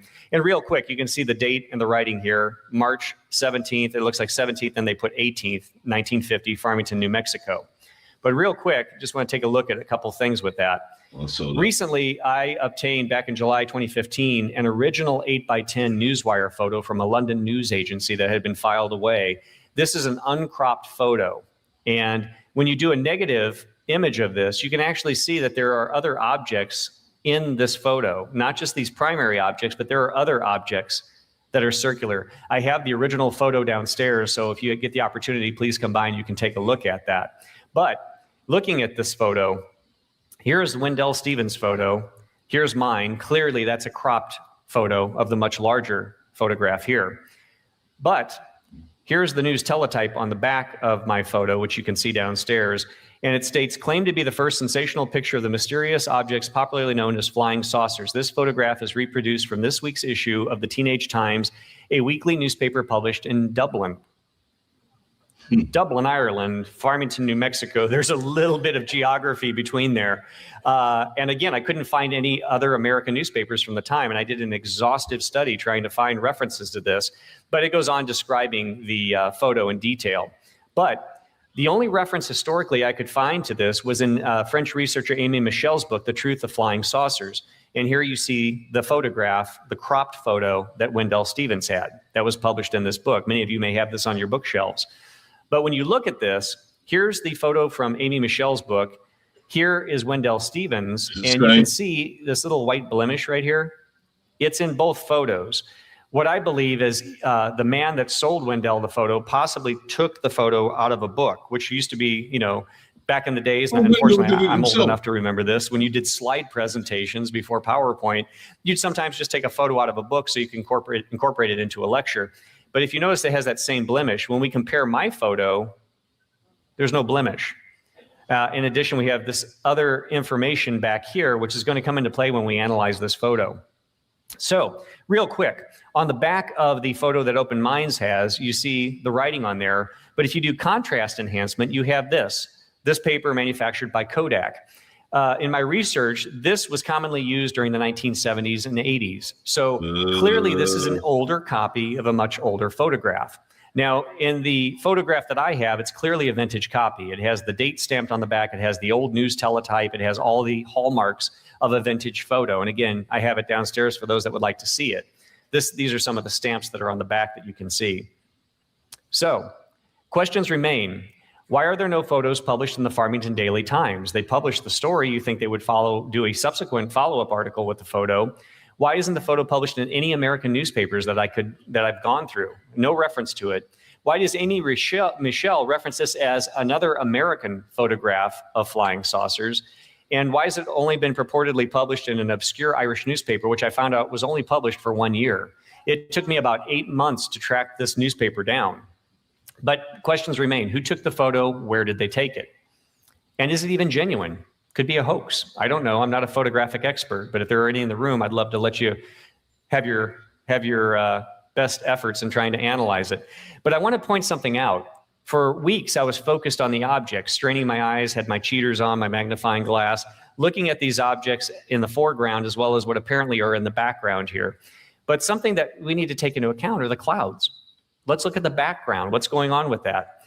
These appear to be cumulus clouds, not cirrus clouds. Cirrus clouds were repeatedly described, and for those that are in New Mexico, that's typically what we have. Cirrus clouds were reported over Farmington on March 17th, 1950, according to the Denver Post article dated March 18th. In addition, investigators' notes stated, New Mexico, clear, light cirrus clouds at 20,000 feet, weather, no strong winds. And just for comparison, here's what cirrus clouds look like compared to these big fluffy clouds that we see in the background. So the clouds don't match March 1950 for that time period we're looking at. So we need to call that into question. But could this actually be a photo from Farmington? Objects are in an echelon formation. They were described as being in a formation. Object on left is larger than the others, as the leader was described. Now, that's assuming this is an echelon formation and the objects are going from right to left. And then the object on the left could be considered the leader, assuming the direction of movement. The object on the left could be red in color, but it's black and white photo. It's very hard to discern, obviously. But this is what's interesting. One eyewitness, a naval veteran and private pilot, described the Farmington UFO spectacle as an object appearing to be red, was in the center of the formation, surrounded by silvery discs. But he goes on to add, they were perfect replicas of a dinner plate, even down to the bottom ring. And do you see this right here? You have the saucer and what appears to be a bottom ring. And 6 other witnesses observed this. So isn't that interesting? So there's information that suggests it might be, information suggests it might not. But this leads us to the Teenage Times, that obscure newspaper in Dublin, Ireland. And this is where I ran into a brick wall. Could not find any reference to it, none whatsoever. Going through archives, newspaper archives. Long story short, I finally wound up going to the National Library of Ireland online and going through their online inventory. And I just have to show you pictures of this place. Isn't this incredible? As a book nut, as a bibliophile, I just love that picture. But I found that they actually had, from November 49 to April 1950, the Teenage Times. So I contacted them, requested a digital copy. They only had hard copy, so I had to request to get digital copies of it. And so here, for the first time at a conference, we're looking at the Teenage Times with the purported photo, the original article. Okay, but when I received this, I was so excited. I looked at it, and it was familiar yet different, and I couldn't put my finger on it at first. And let's take a look at this in detail.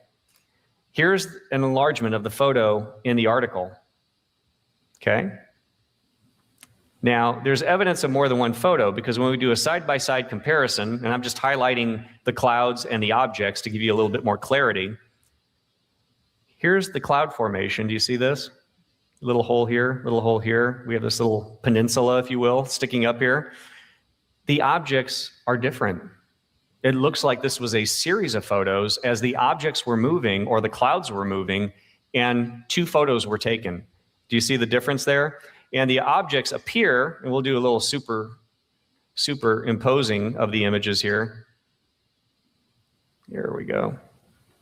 Nope, for some reason, there's my red dots. They were a little delayed there. So here's the objects, but now let's superimpose the other photo with the clouds, just to where you can see how they match up here. See that? So the objects shifted up and to the left. I'll get back to you. So what we have all of these decades thought was one UFO photo, there were actually 2. And it actually raises more questions, because the photo I have, the news teletype says this photo, as published in the Teenage Times. Well, my photo wasn't published in the Teenage Times. It was one of a series, but not the same one. So it shows 2 sequential UFOs. We know the photo was taken prior to March 24th, 1950, when it was published in the Teenage Times. We still don't know who took the photo, and the objects can only be labeled as unknowns. So that's kind of where we stand. The green fireballs, we talked about that at the beginning, the context. Real quick, before I wrap up, just want to mention that the gist of the findings essentially was negative, and Project Twinkle was eventually disbanded. There have been no indication that even the somewhat strange observations often called green fireballs are anything but natural phenomenon. And Dr. Lincoln LaPlace adamantly denied that. New Mexico Savant says fireballs, not meteors, as reported in the Albuquerque newspaper.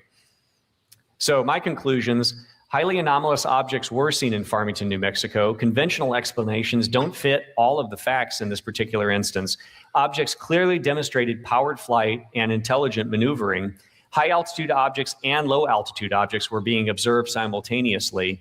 And the purported photograph may show the same or similar objects as reported over Farmington, but evidence suggests the photo originated elsewhere, and I'm still pursuing that to get more information.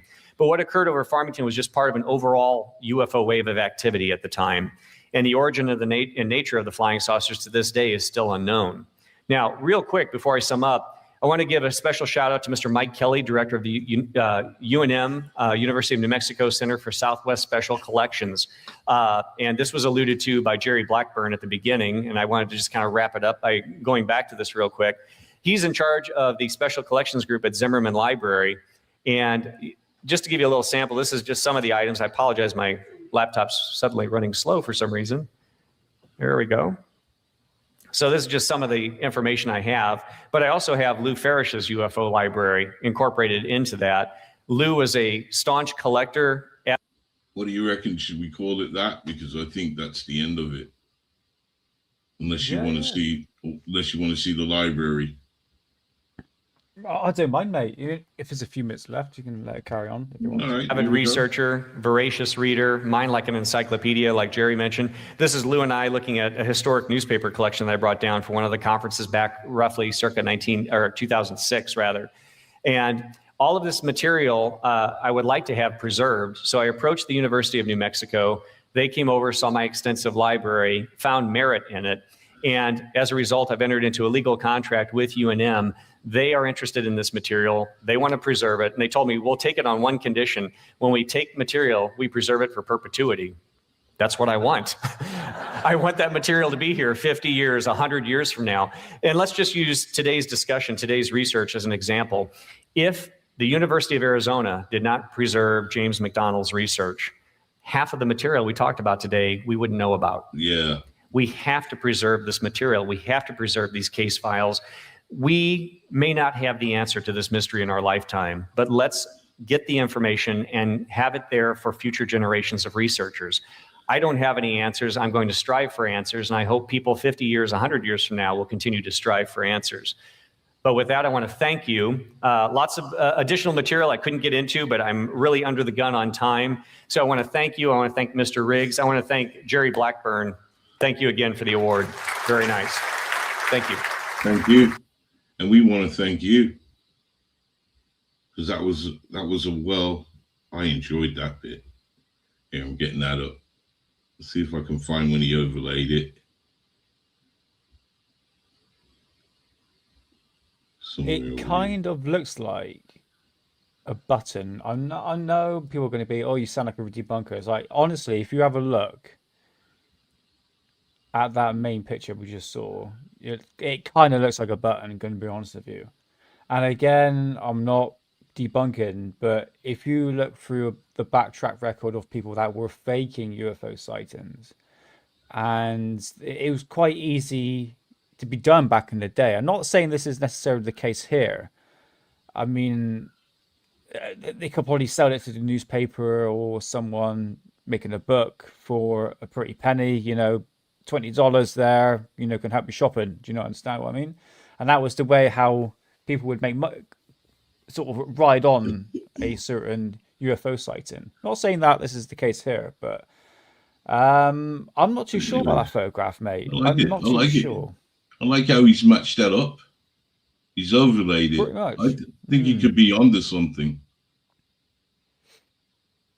I think because he claims that this could be two pictures. I mean, he could be onto something in a way that either both of them's genuine or both of them's fake. The concept that's good. of the fact that, I mean, to do with the cloud cover, he says basically on that day, cirrus clouds and obviously cumulus clouds is obviously the big puffy clouds, which we see a lot in England, yeah, practically all around the world, really. But there is very rare occasions when you don't see cumulus and cirrus together. Well, You always see it because, even the military report said he showed you military report on that day. So the cloud is a bit of a problem. This is it. This is what I mean, because cirrus clouds are a lot of high altitude clouds, and if there was no cumulus clouds, which was stated on the record, then why is there cumulus clouds in this? But I would say also that this is taken from a very small portion of the sky. You've got to think how widespread this sighting actually occurred. So cumulus clouds can pop up anywhere. It's the most common cloud we see. So interesting though. Yeah, I love these photographs, mate. We went through the National Archive photographs, didn't we? And you sort of have a sightings a bit like this, quite unique. I think he's called that overlay. It does look like it matches. So he's saying it's two pictures that were taken of these things. Possibly the clouds are moving or the objects are moving. See, I like him because he wasn't jumping one way, but wow, what a great sighting! I reckon they did see. I reckon they did see something.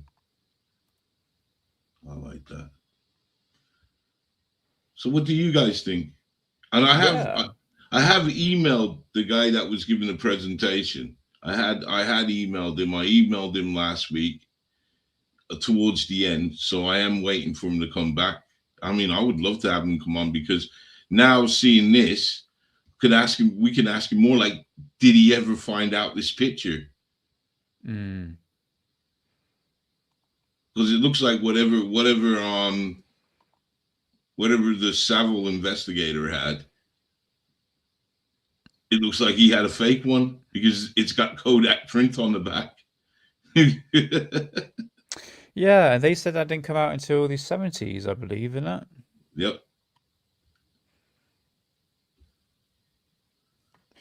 Yeah, this case, it's as widespread and how many sightings actually occurred going through the reports. And this is what I said, Hidden, when he first started showing like the sightings. I says, right, what does the witnesses say?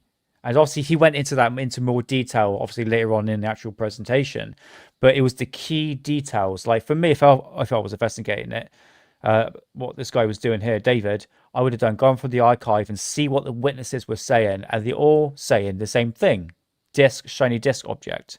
The red leader object gets brought up, and this is what I mean, mate. Those specific details to make you go, oh, actually, no, I think there's something definitely happened here. But surprisingly, not a lot of people know about this case. And for me as well, looking back into the past, into ufology, this should be out there, really, isn't it?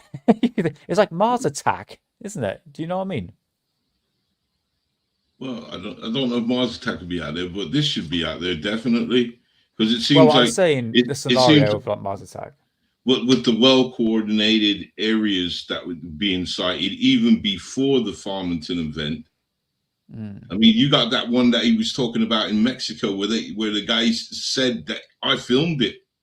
What happened to that film? Mexican government got it.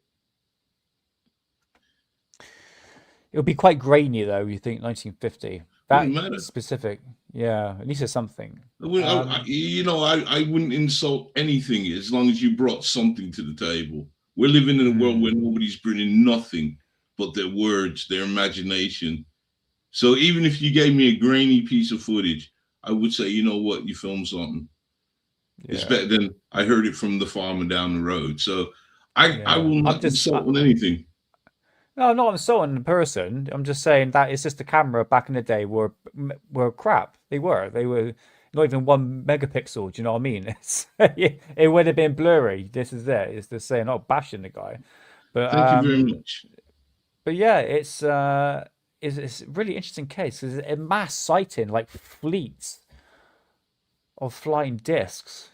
See, nobody knows nothing about this picture. I'm just answering Leroy. Thank you, Leroy. The thing about the picture is no one knows whether it's real or fake. No one's calling it real. No one's calling it fake. The guy wants to do. The guy who done all the research into this, he wants to do some. He wants to do some digging into the picture itself. So can't say anything other than that. But that is the one alleged picture of the sighting, of this sighting. So yeah. Very good. Yeah, it's nice. It's if you got go back to the original one, not the one that's cropped together. If you can, just scoop it back a bit. Well, I like the overlay because it does look like what he's saying is smart.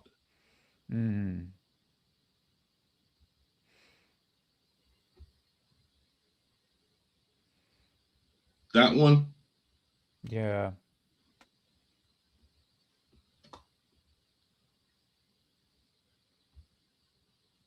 Yeah, it's the one onto the left, like the first one.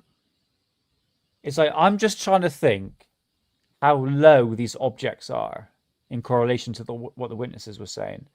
Because if you think, is that taken straight up? Is it more or less like on a landscape sort of view? This is it. I'm trying to adjust what the photographer is actually taking, what position he's taking. No one knows. No one This is know. it. No one Because knows. there's no discerning marks to tell you which direction to look. So This is it, we yeah, don't know. this is it. It's come from one guy with a disrespectable background. So you know what I mean? His photo, but luckily my man sorted that out, and he's come across an earlier one from the book. Because that's where he reckons this guy who's got this picture. Yeah. Michael Stevens. Yeah. Yeah. That guy there. Yeah. He reckons that he's got it through that book, and I feel my man's took a photograph and put it in his collection. Yeah, most likely he did. Hold on, I've got his. Yeah, we don't need to see it, mate. No, it's fine. I understand. But in regards of this sighting, I think it's pretty much out there, really. Well, I mean, it should be investigated a bit more. I suppose. See, now it's a bit too late.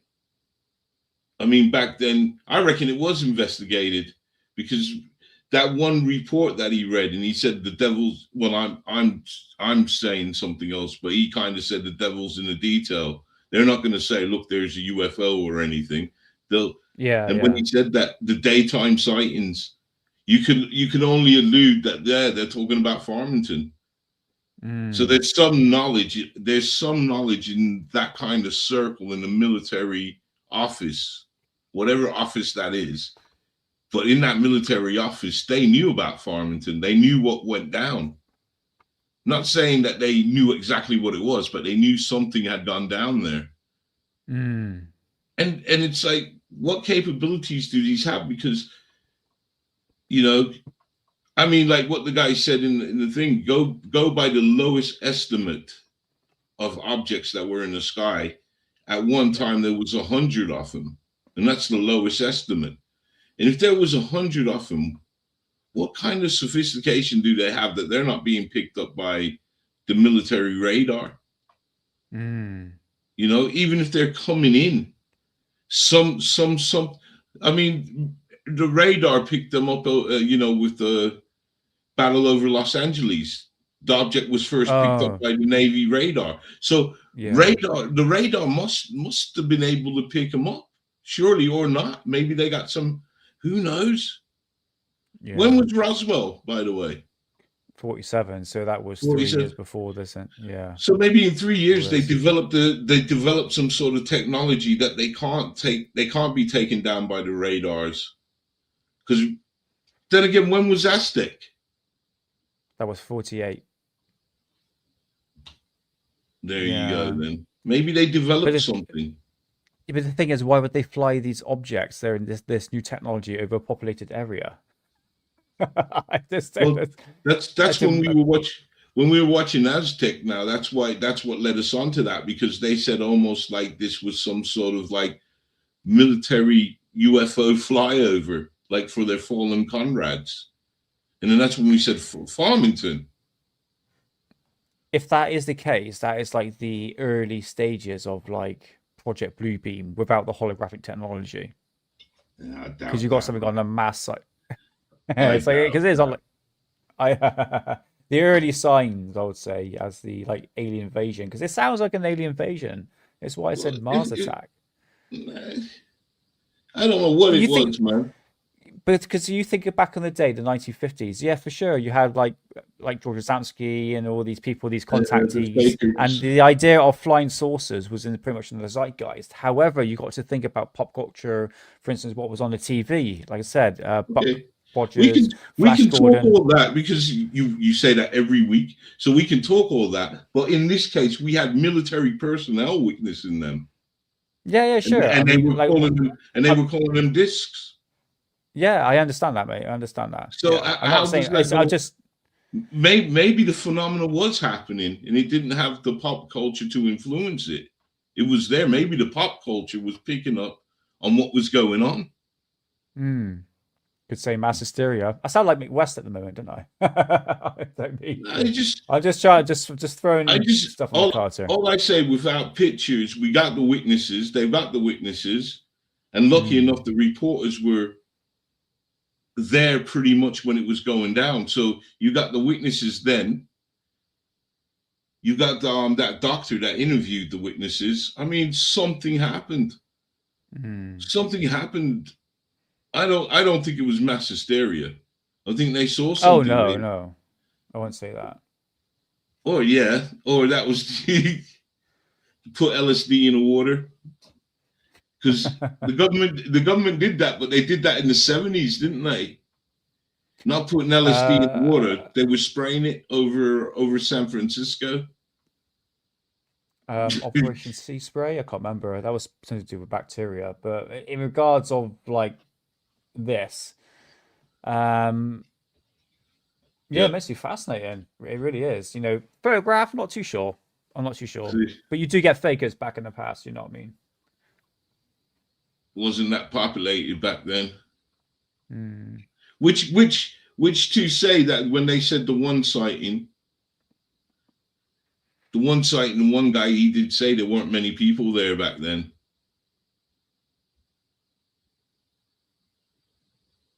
I don't know, man. But it's very 1950s, 60s sort of ufology, what was seen in the sky, which was these flying saucers, flying discs. For sure. Shame we don't see them these days. I think we scared them too much. I know, that's the thing. I mean, mass sightings like this, I mean, when you come out of Farmington and look at what that guy was showing us, with all the other sightings that was going on before and after, you just don't get them. You just don't get them, or they are being reported, and like what Blue Book was doing. The real good sightings ain't even in Blue Book, and the ones that do slide through, they discredit them, as Mr. Bob Lazar would say. Yeah. I mean, if you think about the sightings that have been referred to in the actual UFO files recently, it's pretty much like sightings like this. You always get the mention of flying discs because the files that are being released now are from the 50s and 60s, and what we're seeing in the 1950s and 60s, these types of objects, flying saucers, flying discs. So there was when you really look at it now, I mean, because bear in mind, guys, I've read through all the UFO files and it mentions a lot about flying saucers. But again, we've heard about that for decades. But it shows there was definitely a theme back in the day, especially in America. Obviously, that's where the files sort of integrate to. So yeah, I'm not discrediting it. This UFO sighting is immensely fascinating. Like you said, gone through the witnesses, gone through the newspaper articles, putting at least a timeline together, and it's a bit like Roswell. Something happened. Blown out the government's explanation. prove that the Absolutely, government lied, put out false narrative. Well, but that's not Mm. surprising. Mm. So it's man, it's a good one, and I think this should be talked about. And kudos to the researcher, but this one needs to be talked about some more. Hopefully, I can get Yeah. that researcher on here. Yeah, what was his name again? Is it David Meyer? Yeah, I'm going to say Yeah. it. Yeah. But hopefully I can get him That on. is- Speaking of getting people on, next week we have Murray Gomez. I hope I said his last name right, because I should have written it down. But we have an interesting guest coming on. He's wrote a book. He's an author. He's wrote a book about can you say it, the Russian sighting? The hold on, Valchek? Oh, the Vonnerich. The Vonnerich UFO sighting. Yes, it's the Vonnerich sighting of 1989, I believe. We did do an episode on it, didn't we? We And did. it was the UFO sighting where one of the creatures looked like a washing machine. It's one of my favorites. And it ties in with the UMO. yes, that's right. I was trying to forget the name then. Yeah. So the specific symbol on the side of even on the actual alien chests and the flying saucer actually shows the UMO symbol. But this author actually goes a bit more deeper into it, and he's equating a couple of other sightings that were connected with this. The Flatwood Monster, is it? Yeah, and also Lonnie Zamora. Yes, but the thing is, if the symbol that the guy's referring to is the UMO symbol, then it's linked to a cult. That's how far it goes. It's crazy. There was this documentary filmmaker, and he bought this house somewhere in where UMO was taking place in Madrid in 1966, I believe, which is otherwise known as the Del Vidares sighting, I think it's called. That's the proper name for it. And this filmmaker bought this house and found out that this cult was actually living there. And as he went in, there were these UMO symbols spray painted, sketched into like the walls and everything. And it was like, holy crap, this is an actual like cult relating to this. In fact, that's the next book I want to get to do with the UMO book. And I just had an offer for the book. Let's have a little look. How much did he want? Because there was a lot of money. But yeah, linked to the UMO sighting is quite interesting. How much do you want for it? He wants $351.99, but that's £262 plus an extra £20 on top of that for postage and package. So it's about £300 for a book. Well done, England. Is that it? Ain't full time now. No way, surely not. Ain't full time now. Well done, England, though. Keep it up, lads. Yeah. But anyways, Miguel will be joining us with quite a different take. Quite a different take. And hold on. What was funny was while this guy was doing his presentation, I saw something on one of his notes, and I'm gonna try and find it again.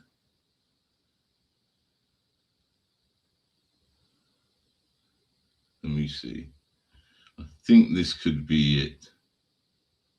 No. So it's got to be over here. I'm not going to find it now, am I? Should have stopped it. Because I saw it pop up. Hold on, I think I got it. Sorry about that. Full time, fantastic.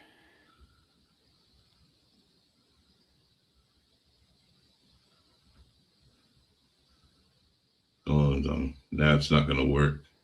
But anyways, so we're going to have Miguel Murray on. So it should be an interesting show. So please show this guy some love. He's a really nice guy. We had an interesting conversation, and it's we like refreshing. Yeah, we like refreshing thoughts on the topic, and he has some research, and so yeah. But trust me, it's not what you think, mate. Yeah. It's I'm always willing to listen to other people's opinions on this case. Absolutely fantastic. Yeah. So But that's it, honestly, very fascinating. Yeah, that's it. Okay. I've got nothing, mate. Yeah, I got nothing. I still got that Russian video, but my thing's done. My editing suite has had it today. So look for the video, hopefully sometime this week. My son's coming over to sort it out. So either I'm going to have to get a new editing suite or he can fix it for me. Awesome. All right, mate. Well, yeah, it's always tricky, isn't it? Sorting out that sort of stuff. So, yeah. Yeah. So I hope you enjoyed the show. I hope you came away with something. But yeah, this one's up there, man. Farmington's Definitely, up there. I'd put this second. Cloris is still the one for me, the Brazilian one. But nice. I put this up as number 2. Brilliant. Yeah, I would say it's definitely up there for sure. Yeah, in terms of what this is. Fantastic. Got to get this guy on the show, though. I'm going to reach out to him again. I'm going to nose him Please again. do. Please do. Be much appreciated. Not obviously you harassing him or anything like that, but otherwise, come on onto the show. It'd be awesome. Find out more information on this, because there might be some new information that's come forward in the last, 7 years since that last presentation now. So, yeah. Definitely, man. Because I know he's going to, the way this guy is, I know he's going to be trying to track down the authenticity of that photo. Yeah. And so I'd like to know about that along with other things, but that photo is the one that will seal the deal for me. If that's real, then yeah, you got something. Yeah. If it's not, then shame on you. But thank you guys for joining in, missing this game for me. All right. And if there is an England match, if they do make it somewhere, yeah. If they do make it and it's on a Wednesday, I will put the show on a Thursday, if that's all right with you, Nick, or if you're available. Yeah, that's fine, mate. Yeah, we work a way around it for sure. All right. And thank you guys for turning up for the alien autopsy one. That was funny. I still don't know how they let me play that, but we got away with it. Can't believe those guys. They're clowns, man, ain't they? It's gone from being a real film to it's a reproduction. Yeah. Typical, isn't it? Oh, those guys are clowns, but entertaining nevertheless. So anyways, man, on that note, arrivederci. Awesome. Take care, guys. See you next week. Catch you soon. How you doing, Sadie? You coming at the end? Sadie. Right at the end. Oh, bless you. Hope you're doing well. But yeah, we'll catch you soon, guys. All right. See you later. And I hope you enjoy the show, Sadie. Take care.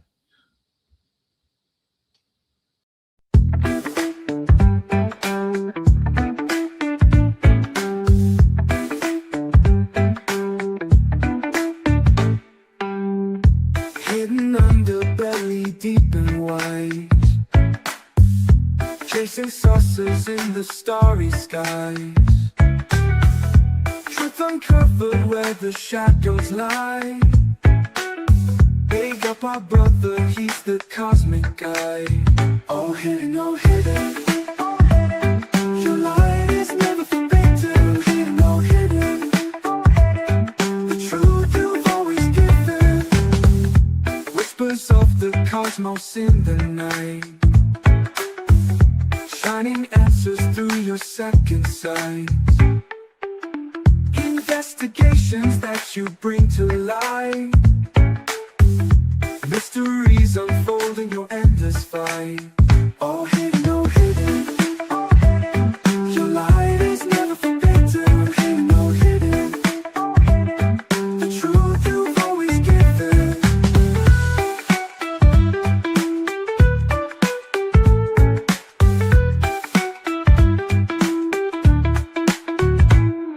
Saucer trails and cosmic tales, through the static you prevail. Hidden brother on the case, bringing truth to every space.